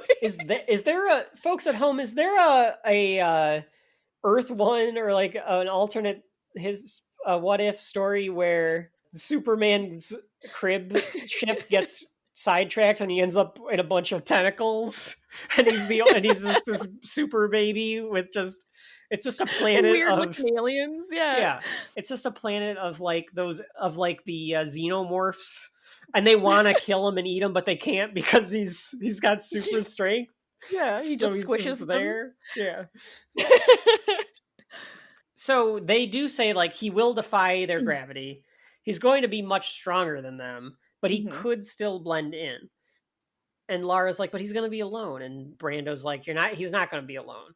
He's got this green crystal, which I thought at first was kryptonite. I thought it was kryptonite. I was like, is that kryptonite? The entire time I was waiting. I was like, is that kryptonite? What's he going to do with the kryptonite? Does it not bother him right now? Does he need it until he gets to Earth? Like, what is this doing? These are all written down. Rachel has notes written down. So many questions on a pad. Have we hit any of your more questions? Do you have more questions yet? No. The next part is when Clark is older, so it's fine. So some of them are just comments, Yes, it's great. Of course. Jor-El gives a speech. He reads off the script, of course, but he's damn good. He's fucking Marlon Brando. It's still good. You can kind of tell he's phoning it in, though. And he says goodbye to his son, which I think is also a scene that's mimicked in Man of Steel. Because I know that there's a track called Goodbye My Son by Hans Zimmer from Man of Steel. They cut this, close. They cut this so close. Yeah, I do want to know how much time passed between the council saying no. That's what I want to know, because he got to put this whole damn ship together. You know what, though? He did say it was going to be destroyed within 30. Now, I don't know why he waited till 30 days to give this spiel to the council. That's what I'm saying. But maybe they've been hearing him talk about this for years, and they're just like, God probably. Damn it. Here comes Jor-El again. He's going to talk about how Okay. Just because the sun is overtaking the planet, suddenly we have a problem. Fine. It's just shifting. It'll readjust and it'll be fine. It's just a little hotter, and there's a lot of problems with the food that we're eating, but it'll be fine. What starts to happen is the sun starts to take over the planet, and they have to shoot the baby into space. Yeah. Good practical effects here on the planet falling apart. Loved it. It's really awesome to watch this planet fall apart. Yes. And the starship thing. Yeah. No, I call it a starship. Yeah, the spaceship. Starship, okay. Yeah. That gets shot off into space, and it goes through the ceiling, and I just thought of Willy Wonka. It looks like the Wonka Vader. It looks like the Wonka Vader going through the fucking roof. I was like, is this a place where something should have been, like, just open it and, like, get out like it is for travel? Or was this, like, it's too late, just fucking go through it, who cares? The whole planet's going, like, blown up. Like... Oh yeah, so you think this was just like, fuck it, just get him through the ceiling, it doesn't matter. Don't even bother opening it, just go. This is kind of the problem. I like that, I mean, yes, building your entire planet out of glass and crystal looks great. Well, I'm wondering if they carved it. I think it's carved. I think this is what the planet is made out of. Interesting. Because you make everything out of crystals, and now suddenly there's this glass and stone flying everywhere. Cool looking roof, though, I'm just saying. Yeah, so, we could make your roof out of something more stable, like, steel, wood, some other things that make up the planet, but we figured make it out of crystal and it looks really cool. Oh my god. No, I think they just kind of carved into it. It's kind of like carving into like the stone or the clay or something like that. I think that's kind of what the idea of it. I like that. Because it's like the main source and it's sturdy, for their planet. I don't know. It could be like the flimsiest crap. I have no idea. But they could be living, in like mud huts for all we know. But like the whole shift and everything that's happening is causing like earthquakes and stuff is like shooting out of like the ground. Ganked in this. They're dying left and right. Everything is bright red from the sun because everything like glows through. I liked that. I thought that was a cool look. It's kind of fun. I like it. Yeah, they're just like sinking into the planet. Yeah. Now, I did want to see one of two things. I wanted to see... Now, I guess this would have been cliche, though. You do see some of the council members get killed.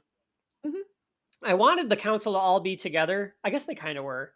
And then just being like, what have we done? And like... Oh, yeah. Or kind of like look at each other and just feel like, oh, no. Or for Jor-El to just kind of like nod at them like, I told you. Or for them to kind of see like he sent Kal-El out, something like that. Because that would have been interesting. Because Kal-El does take all of the Kryptonian history with him. Yes. As we see the starship flying away, I like that we're going to call it a starship. I guess that is the most accurate term. It's a star. And the sun blows up. And for a second, I thought the movie must have been in 3D. Because there's these red and blue specks everywhere on screen.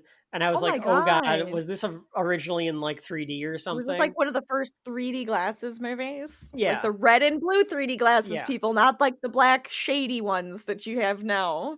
If you still go to 3D movies. Well, if you go on the rides at any of the places too, they do those a lot. Yeah. I don't think this was not a 3D thing. It just looked that way for a second. And as we are moving away from it, we get a very 70s-esque sequence of this ship flying through space. Because you get these... Well, it's like going from one galaxy to another. Yeah. But you get like all these like planets moving by and all this like stuff. And while this is happening, I think what's supposed to be happening here is there's like a bunch of knowledge with him. Yes. And I thought at first... that he was absorbing the knowledge. Like, it was just like Jor-El telling him, like Einstein's theory of relativity. And then he'd be like, this is all of the known elements according to the Kryptonians, and like all this stuff.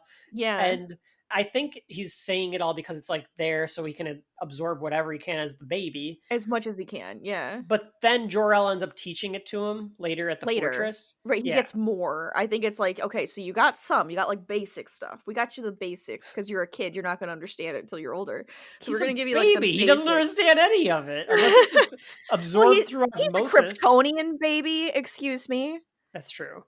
So he's learning something. I guess it's kind of like if you have, it's the headphones on the womb with the yes, with exactly the classical music.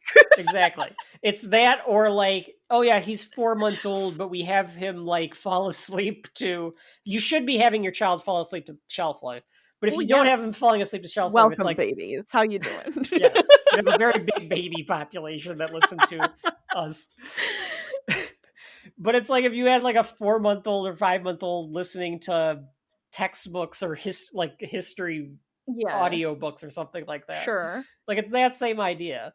Because little Kal-El doesn't know what he's listening to. He's a baby. Yeah, so he's probably kind of like absorbing some of it, but not a lot. Yeah, I would assume he's doing something while he's in there because he's like he can't eat, sleep, do anything. He's aging, so like something is sustaining him, and because he looks alive. Is it kind of itself a womb? I'm gonna bring this womb back. Is it kind of like possible. They keep him in something like some sort of pod that he's allowed to age, but it's keeping him in a stasis? It's the same thing with a lot of like sci-fi movies where you're going through space, right?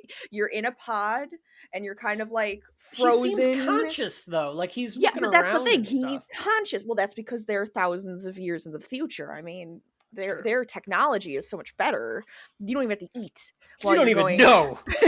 Years in space. I mean, to think about it this way, he went from one galaxy to our galaxy in only a few years. Yeah, I think they say it's like a 3-year trip or something like that. That's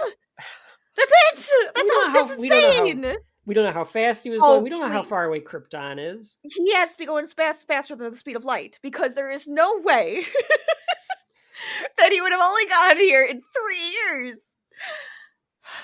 I mean, I guess with our technology, again, ours is behind, so we can't travel that fast, but they can. We just don't know. They went to Plaid. Ludicrous. I'm just gonna keep talking about Spaceballs. So anyway, eventually it finds Earth, and he crash lands on Earth, and he lands in Smallville, Kansas. Yep. And we get the Kents. They see the explosion. So Ma and Pa Kent, played by Glenn Ford, playing Jonathan Kent, who Glenn Ford is a very, very famous actor from, obviously, back in the day. By this time, he was in his 70s in 1978, I think. Maybe his 60s. But he was in a bunch of different stuff that you would know. Some different things. He's got a very, very prolific filmography. I don't know which one of these is actually the famous one because I know some of these, but I don't know what people should know him from. Anyway. Okay. He died in 2006 at the age of 90. So if you can figure that out. Wow. That's what I'm saying. He was in his 60s at this point. And then Martha Kent is Phyllis Baxter, who also was in a bunch of stuff back in the day. But of course, that's who's playing this. So they see this crash. And I guess subsequently, or because of the crash, the tire also blows out. I think it was kind of this thing is going overhead, and he just happens to probably hit like a pothole or something, and it causes them to have a blowout tire type of thing. Okay. Because I was trying to figure out, did the crash cause it, or was it a separate issue? I think it was kind of parallel, like it kind of caused it because he wasn't like, it was jarring. Yep, okay. It looks like a meteorite crash surge. I mean, that's what it is. So they go. It's just this big divot. Yeah, and they actually go look at it. Yeah, and they're like, okay, there's this crash, and I guess they go investigate it, which I guess you would too. Like, would you? Okay, folks at home, let us know. The thing is, it could be dangerous. They've always said this. I wouldn't go near it. If I see something, I'm getting the hell out of it. I'm reporting it, and I'm getting out of there. That thing is huge. Because this thing for could it be to have come from radioactive. space, right? It could be a satellite that fell. It could be aliens that are going to eat me. It is an alien. It could be the bug from Men in Black. You don't know. Ooh, the bug from Men in Black. These two yokels in Smallville, Kansas are like, oh, I guess we'll just go see what this is. And what do they see, Rachel? A child. A naked toddler. Dick in all. Do you really? I mean, come on. Was It's that true. necessary? I mean, yes. It was. He's naked. I found it unsettling Whole that body, you saw naked this child little comes out naked of child. Comes out of the meteor. You didn't find it a tad bit unsettling and disturbing that there's this little naked child? Going in. Do you think he's not going to be naked coming out? I just didn't expect us to see a little naked 3-year-old or whatever. I just like the way he comes out and is just like, hi, he's got his hands up I'm like, here. It's great. I'm Kal-El. Like, he just breaks into song. Oh, yes. Oh, could you imagine? This is a musical now. It's Superman the musical. I just would be like, okay, something crashed. There's this naked little 3-year-old here. Well, they didn't put it together. I think they saw it as something crashed. Naked 3-year-old was already in the field and jumped down into it. Okay. Right? Okay. At least that's how he took it. That's how Pa took it. That's how Pa took it. Yes. Ma took it as angel from heaven. Yes. Angel from heaven gave me my child. This is all I wanted. Nobody has a kid. This is mine now. Well, yes. Yes. That's how she took it. And Clark even hugs her? Yes. I guess Cal or whatever, but he hugs her, and I was like, that's a weird reaction. He's just a toddler. Yeah, I guess so. I mean, I guess it's supposed to be like he's this like sweet little kid, even then, kind of. And yeah, they foreshadow here that because she says something to Pa about like, be careful, John. Like you have the doctor said something about your bad heart. Mm-hmm. I thought that Ma Kent comes off a little bit crazy here.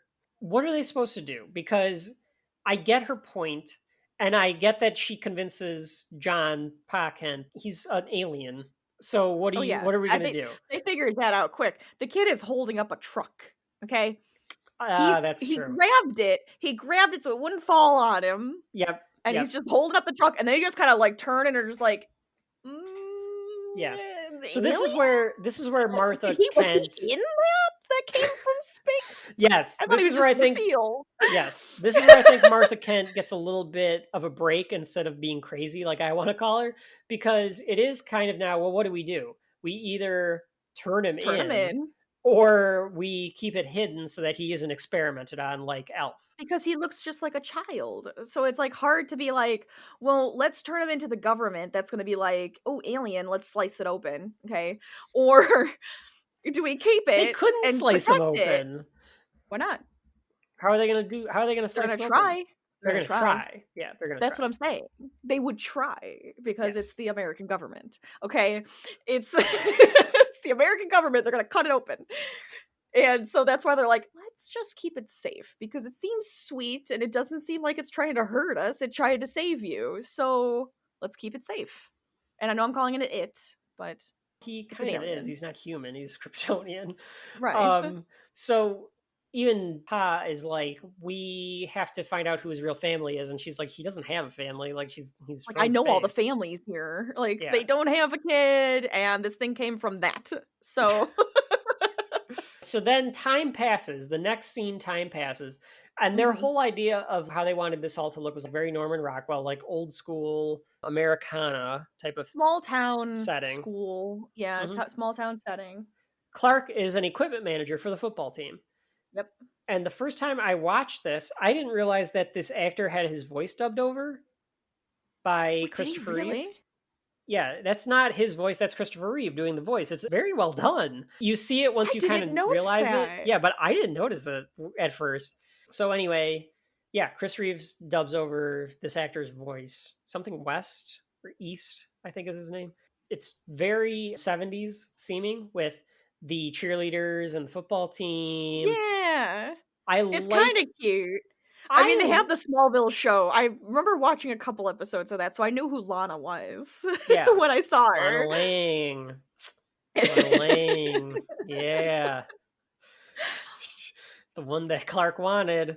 So the one that got away. I also like that Clark is the equipment manager of the football team because it does some showing, not telling, of how he was raised.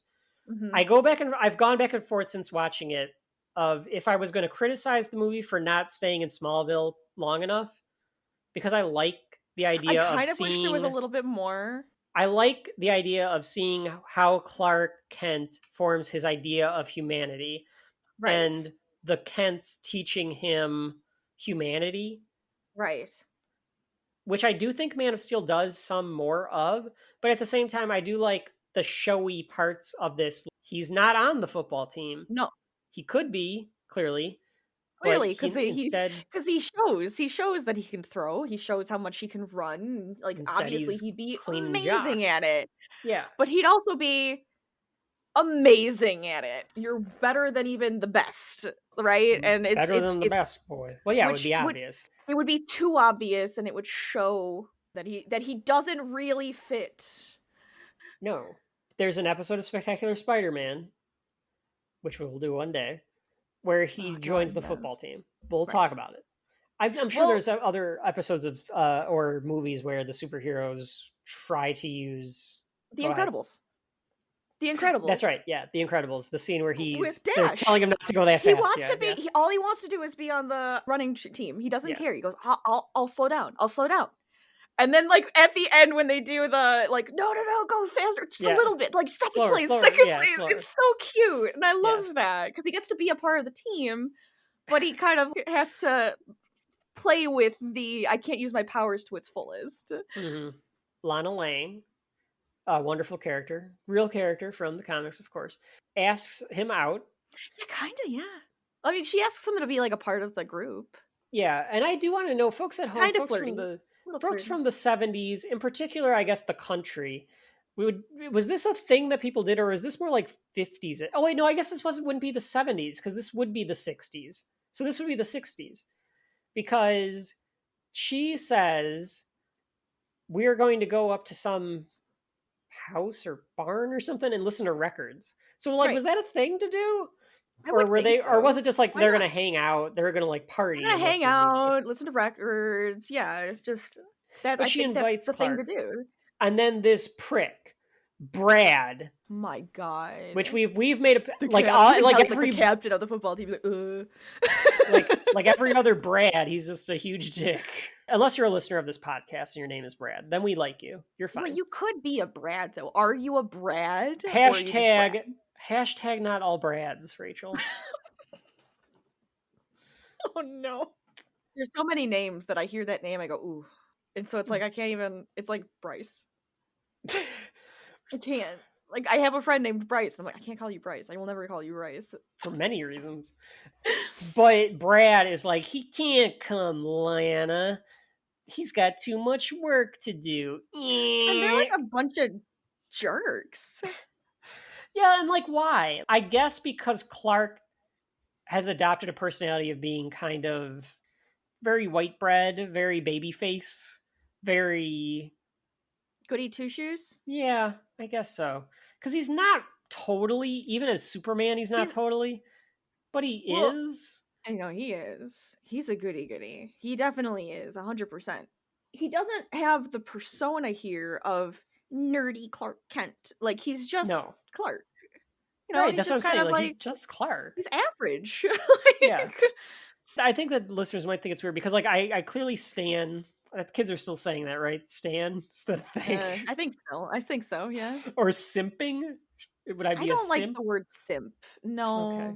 Can I just say, like, my favorites are characters like Captain America, like Steve Rogers and Aragorn and Jon Snow and Peeta Mellark. These guys that are like these selfless, like goody goods. Yes. But for some reason, I never got into Superman. I don't know.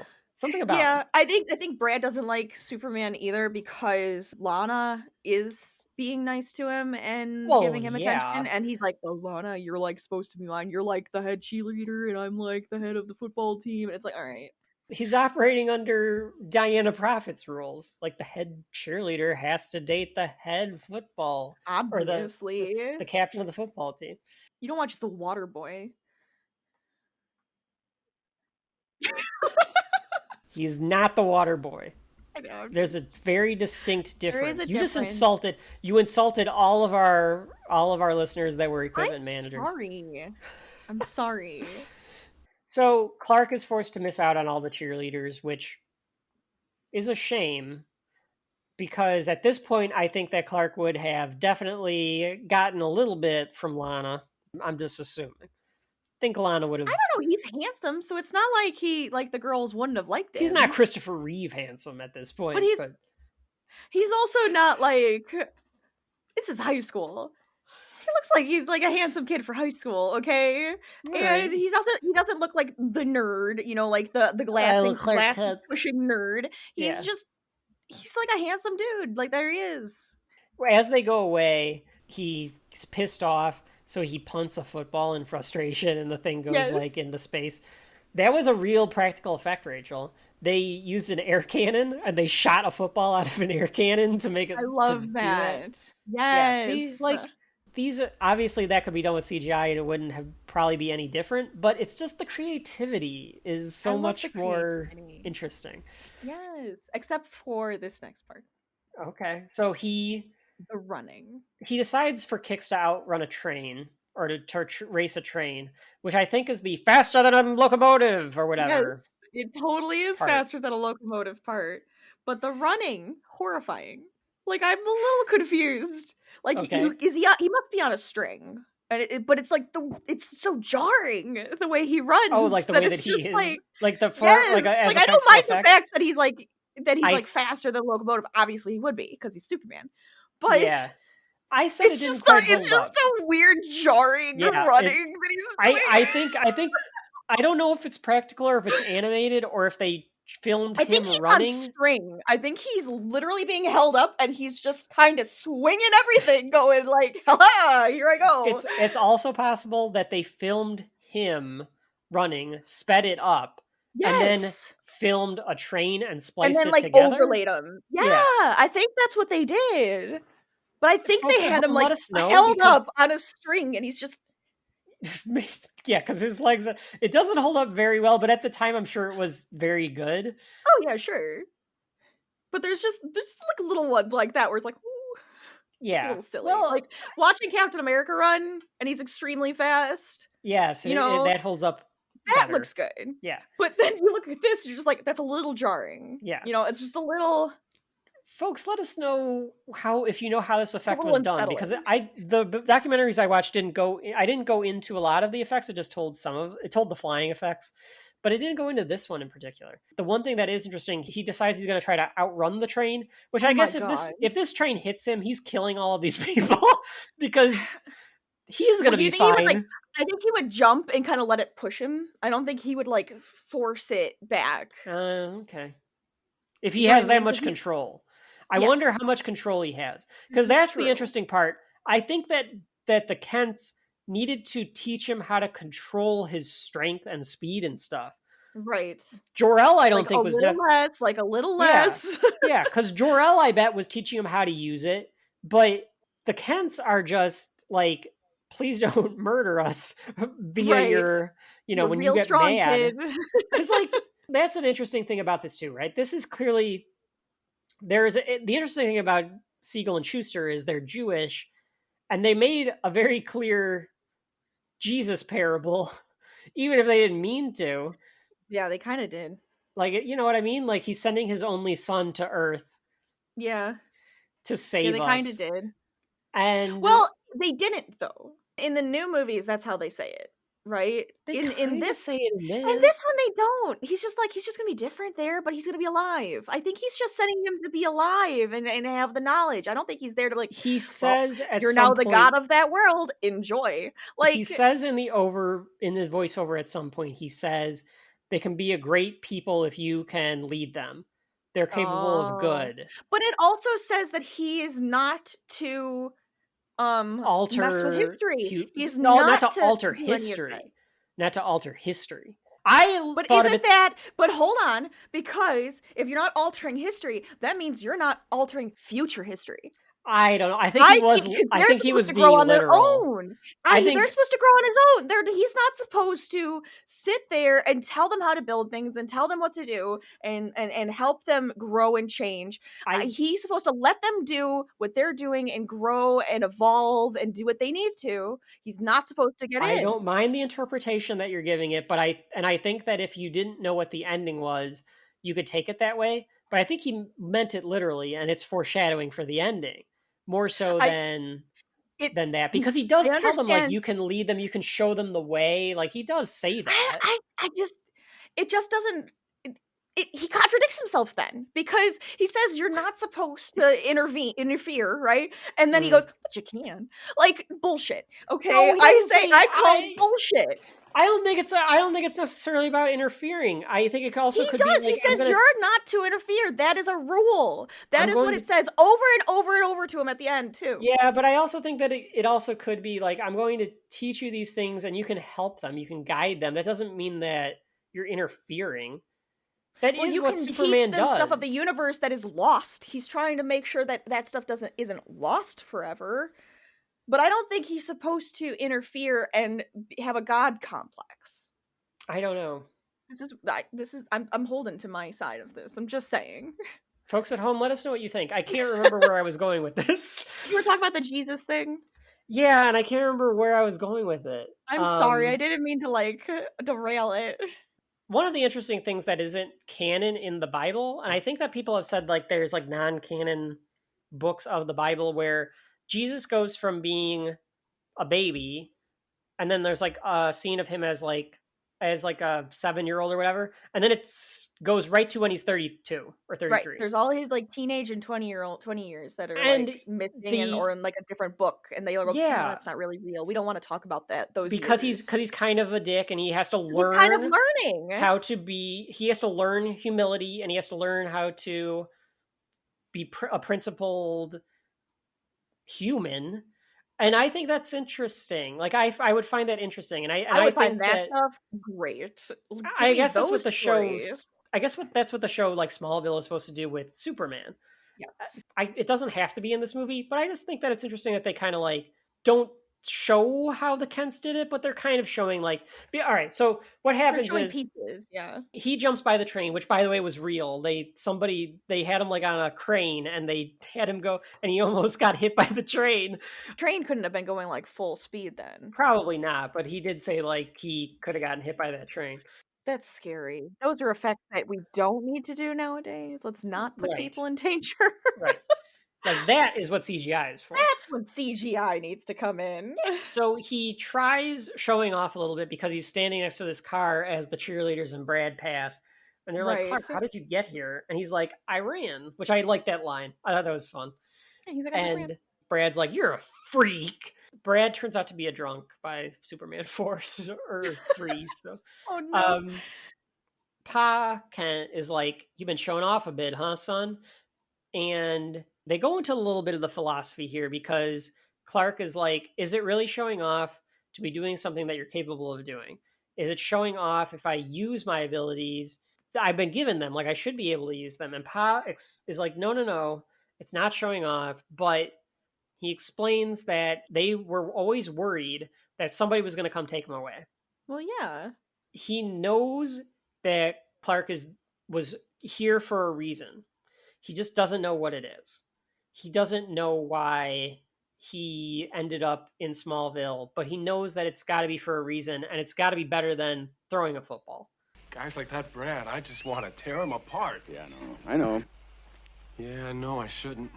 Yeah, I know. You can do all these amazing things, and sometimes you think that you will just go bust unless you can tell people about it, huh?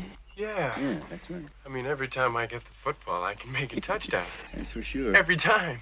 Yeah. I mean, is it showing off and somebody's doing the things he's capable of doing? Is a bird showing off when it flies? No. Now you listen to me. When you first came to us, we thought that people would come and take you away because when they found out, the things you could do, and that worried us a lot. But then a man gets older and he thinks very differently, and things get very clear. And there's one thing I do know, son, and that is you are here for a reason.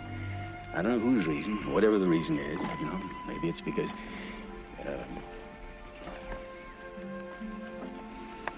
I don't know. It's, but I do know one thing. It's not to score touchdowns. Huh? Thanks, Dad. Yeah, he's seeing him as like some sort of savior type of character. He is seeing him that way. And I don't even know if it's necessarily that Pa Kent sees him as a savior, but he sees him some as sort of, like, being capable of something greater, being capable of using his powers for good, for the good of humanity, which doesn't necessarily mean that he has to be a savior. It can just mean that he stops the dam from bursting. Like he saves stuff. He doesn't try to lead the people. He just, well, I guess I'm not saying like savior as in like Jesus savior. I'm saying you're talking like about literally hero, like saving. a savior that saves people. Got it. Man of Steel, I think, does try this too, and I don't mind that it gives Clark this like human purpose. I just don't remember if I liked it in Man of Steel or not, but we'll get there one day.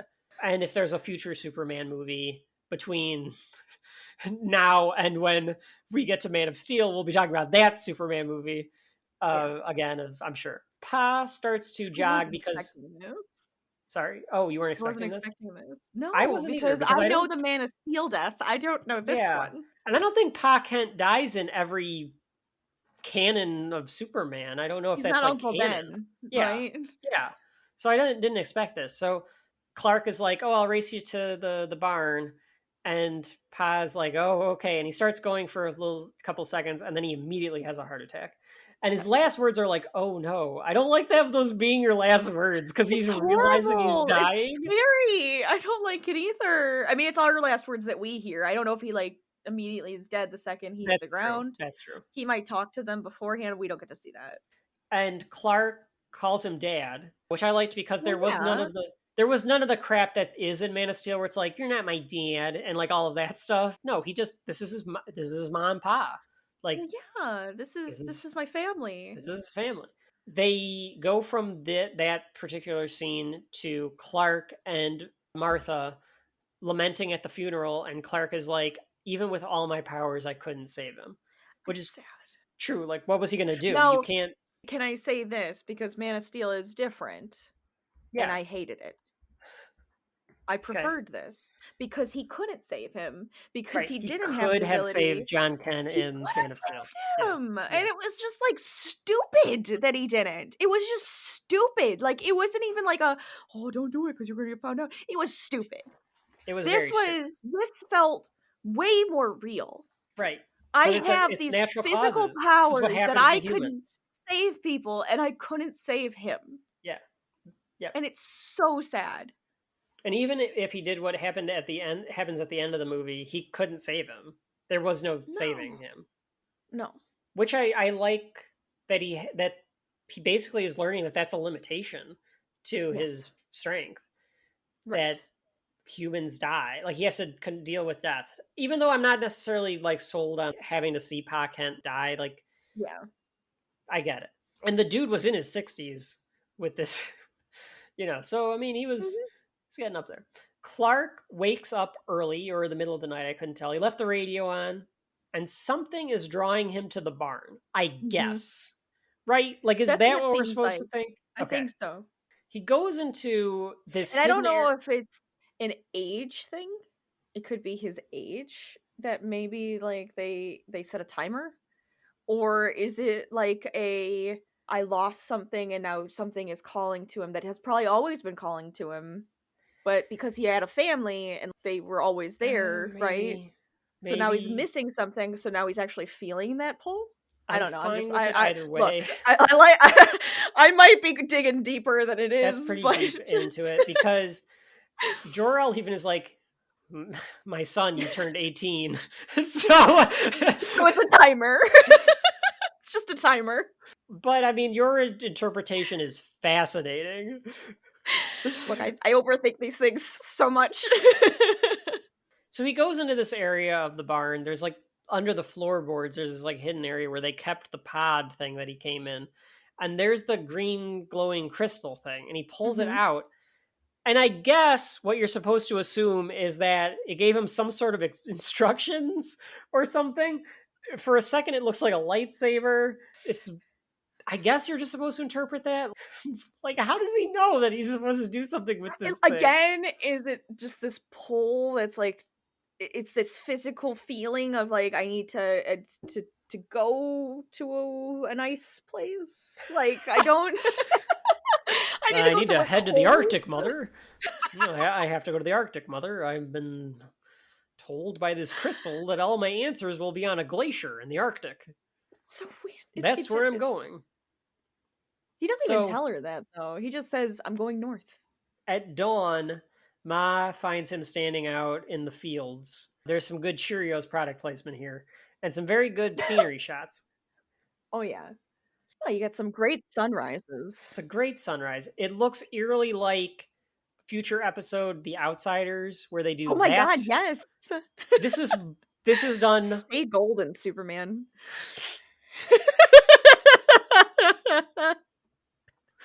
Now all I can picture is Superman being like, I have to give myself a secret identity. And he cuts and dyes his hair blonde. Oh, blonde Superman. Oh, that's just like an old... That's a disturbing thought. That is unsettling. Evil Superman. That's evil. Yeah, that's definitely unsettling. That's evil very Superman. Unsettling. I guess it's actually...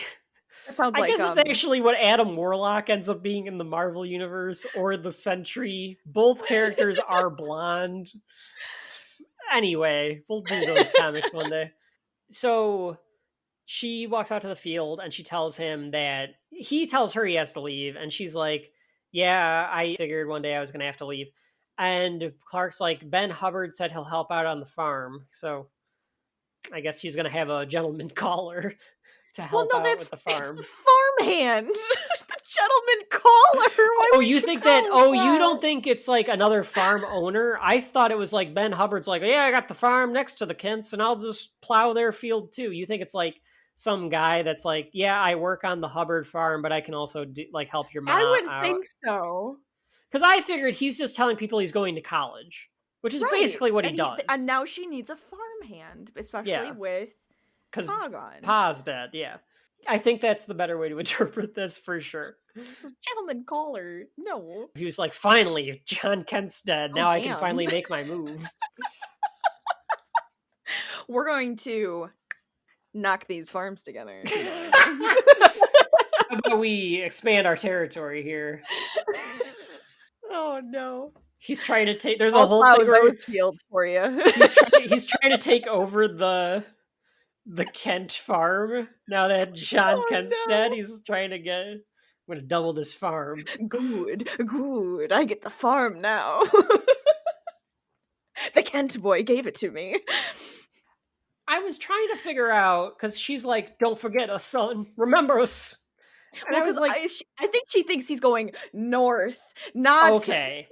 That's like directional north. Lady, he can come visit. It's like he's leaving for college. He can come on the weekends. But he doesn't explain any of that. He just goes, I'm going north. And I think she went up. So Z-axis, we're going fucking, or Y-axis, we're going fucking north into the sky. He ends up going to study with Jor-El for 12 years. Did he not visit this woman for 12 years? I don't think he did. Because that's just being a bad son. Yeah, that damn straight that's a bad son. Ma Kent is a good mom for all we've seen. These people have treated you like their own. And you didn't visit her for 12 years? Shame on you, Clark Kent. You could have told Jor-El's hologram that you had to go spend Christmas and some different holidays with Ma down in Smallville and come back. Yes. I don't want to believe that. I want to believe that he spent he got a winter break. For holidays. That Jor-El's like, oh hey, I'm back from school. Mike Hallel, where are you going? We have to study more. And he's like, oh, I'm sorry, Father, but I have to spend Christmas with Ma. My stepma.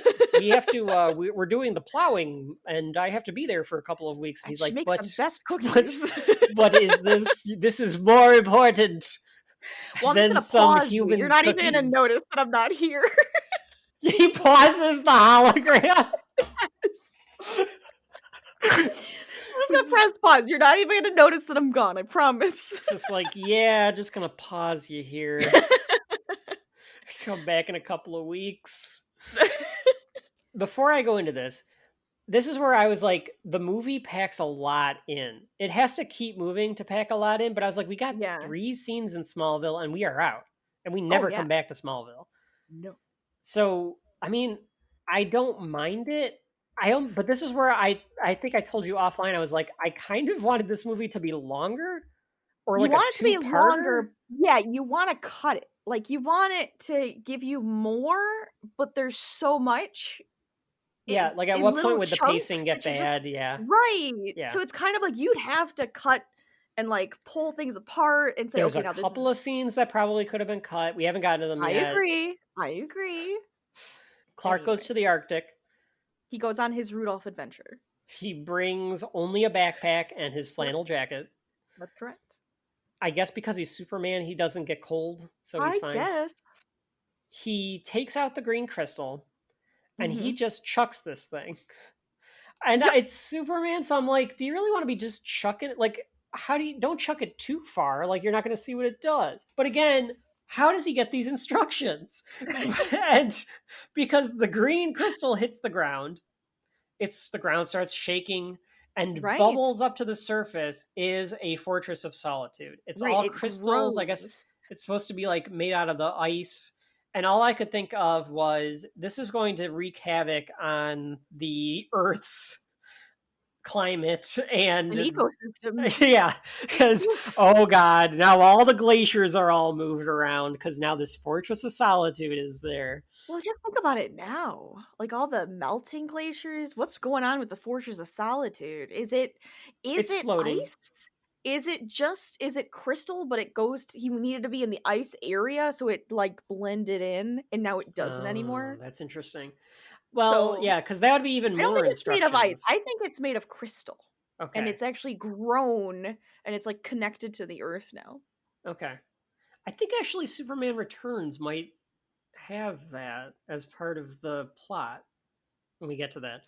Anyway, I don't remember a lot of these movies, but I know I went to the theaters to see Superman Returns. The Fortress of Solitude goes up, and there's a bunch of lighting and sound effects. They're all very old-fashioned. They're all like pew pew, light coming up from the crystals to give you like all this different glow. Oh right, yes. Clark walks over to it and he goes inside. There is a green glow from the crystal. I like that attention to detail that the crystal is still emitting this green glow because it grew from it. Yes. Yeah. I like it. Think about it. And in the middle, there's a pipe organ. Is this crystal pipe organ. I wrote the same thing. So this crystal pipe organ, I think, is the same thing that Jor-El was playing with. I learned the pipe organ. I think it must be like a smaller version. My son Kal-El, you will learn to play the pipe organ. After all those years, and Jor-El sends him, and he's just like, good. It is finally time, my son, for you to learn how to play the pipe organ. He was just a musician. He had nothing to do with anything else. He wasn't on the council. All he was a musician on Krypton. Yes. Who had these crazy theories about the planet blowing up. Exactly.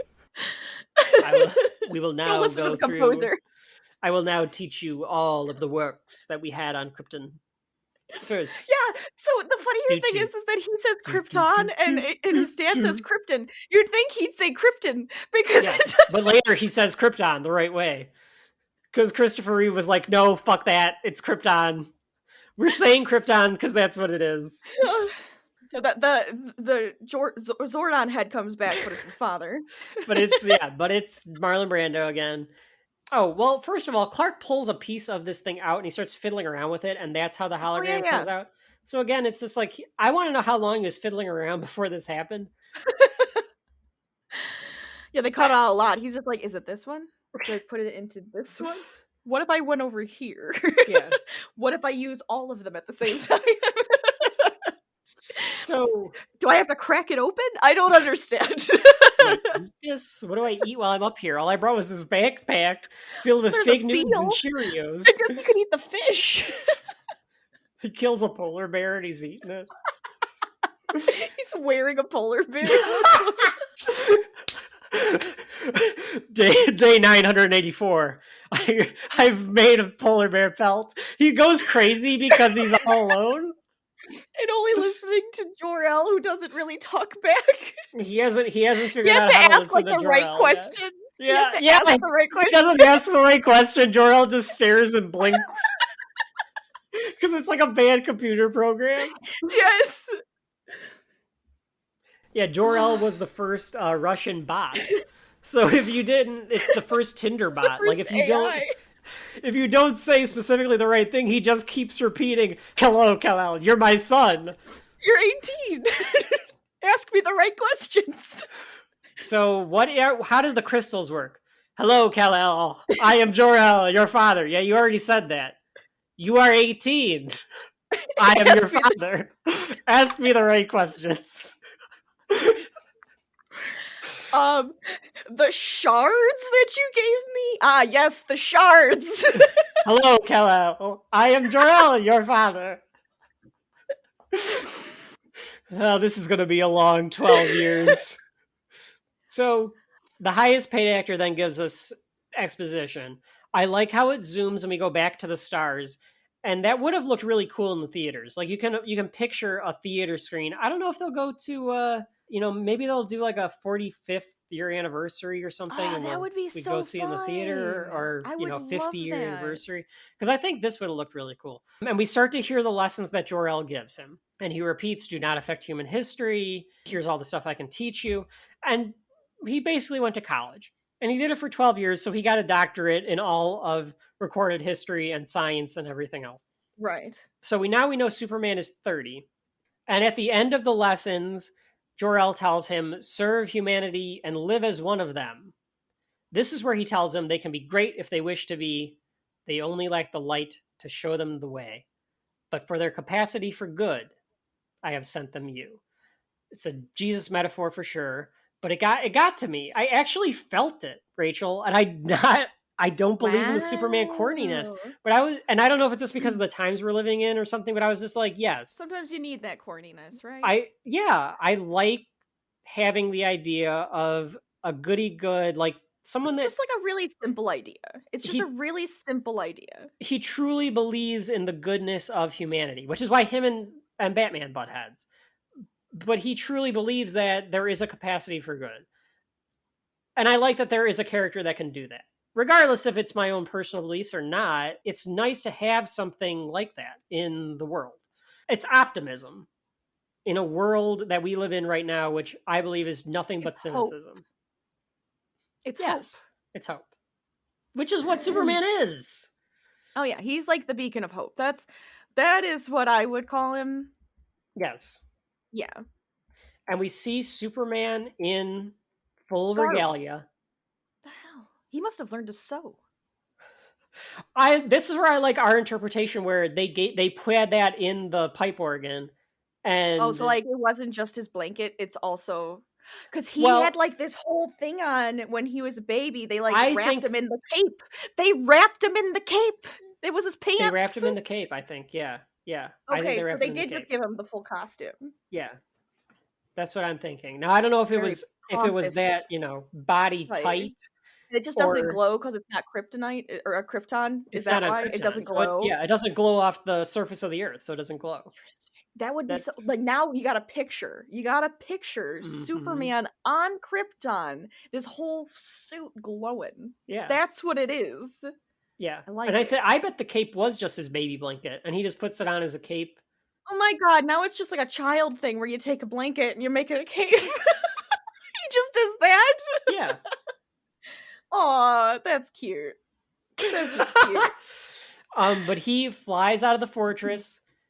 We get a little bit of that dun dun dun dun dun dun dun dun dun, and we immediately cut to Metropolis, and the tone changes to a total comic strip.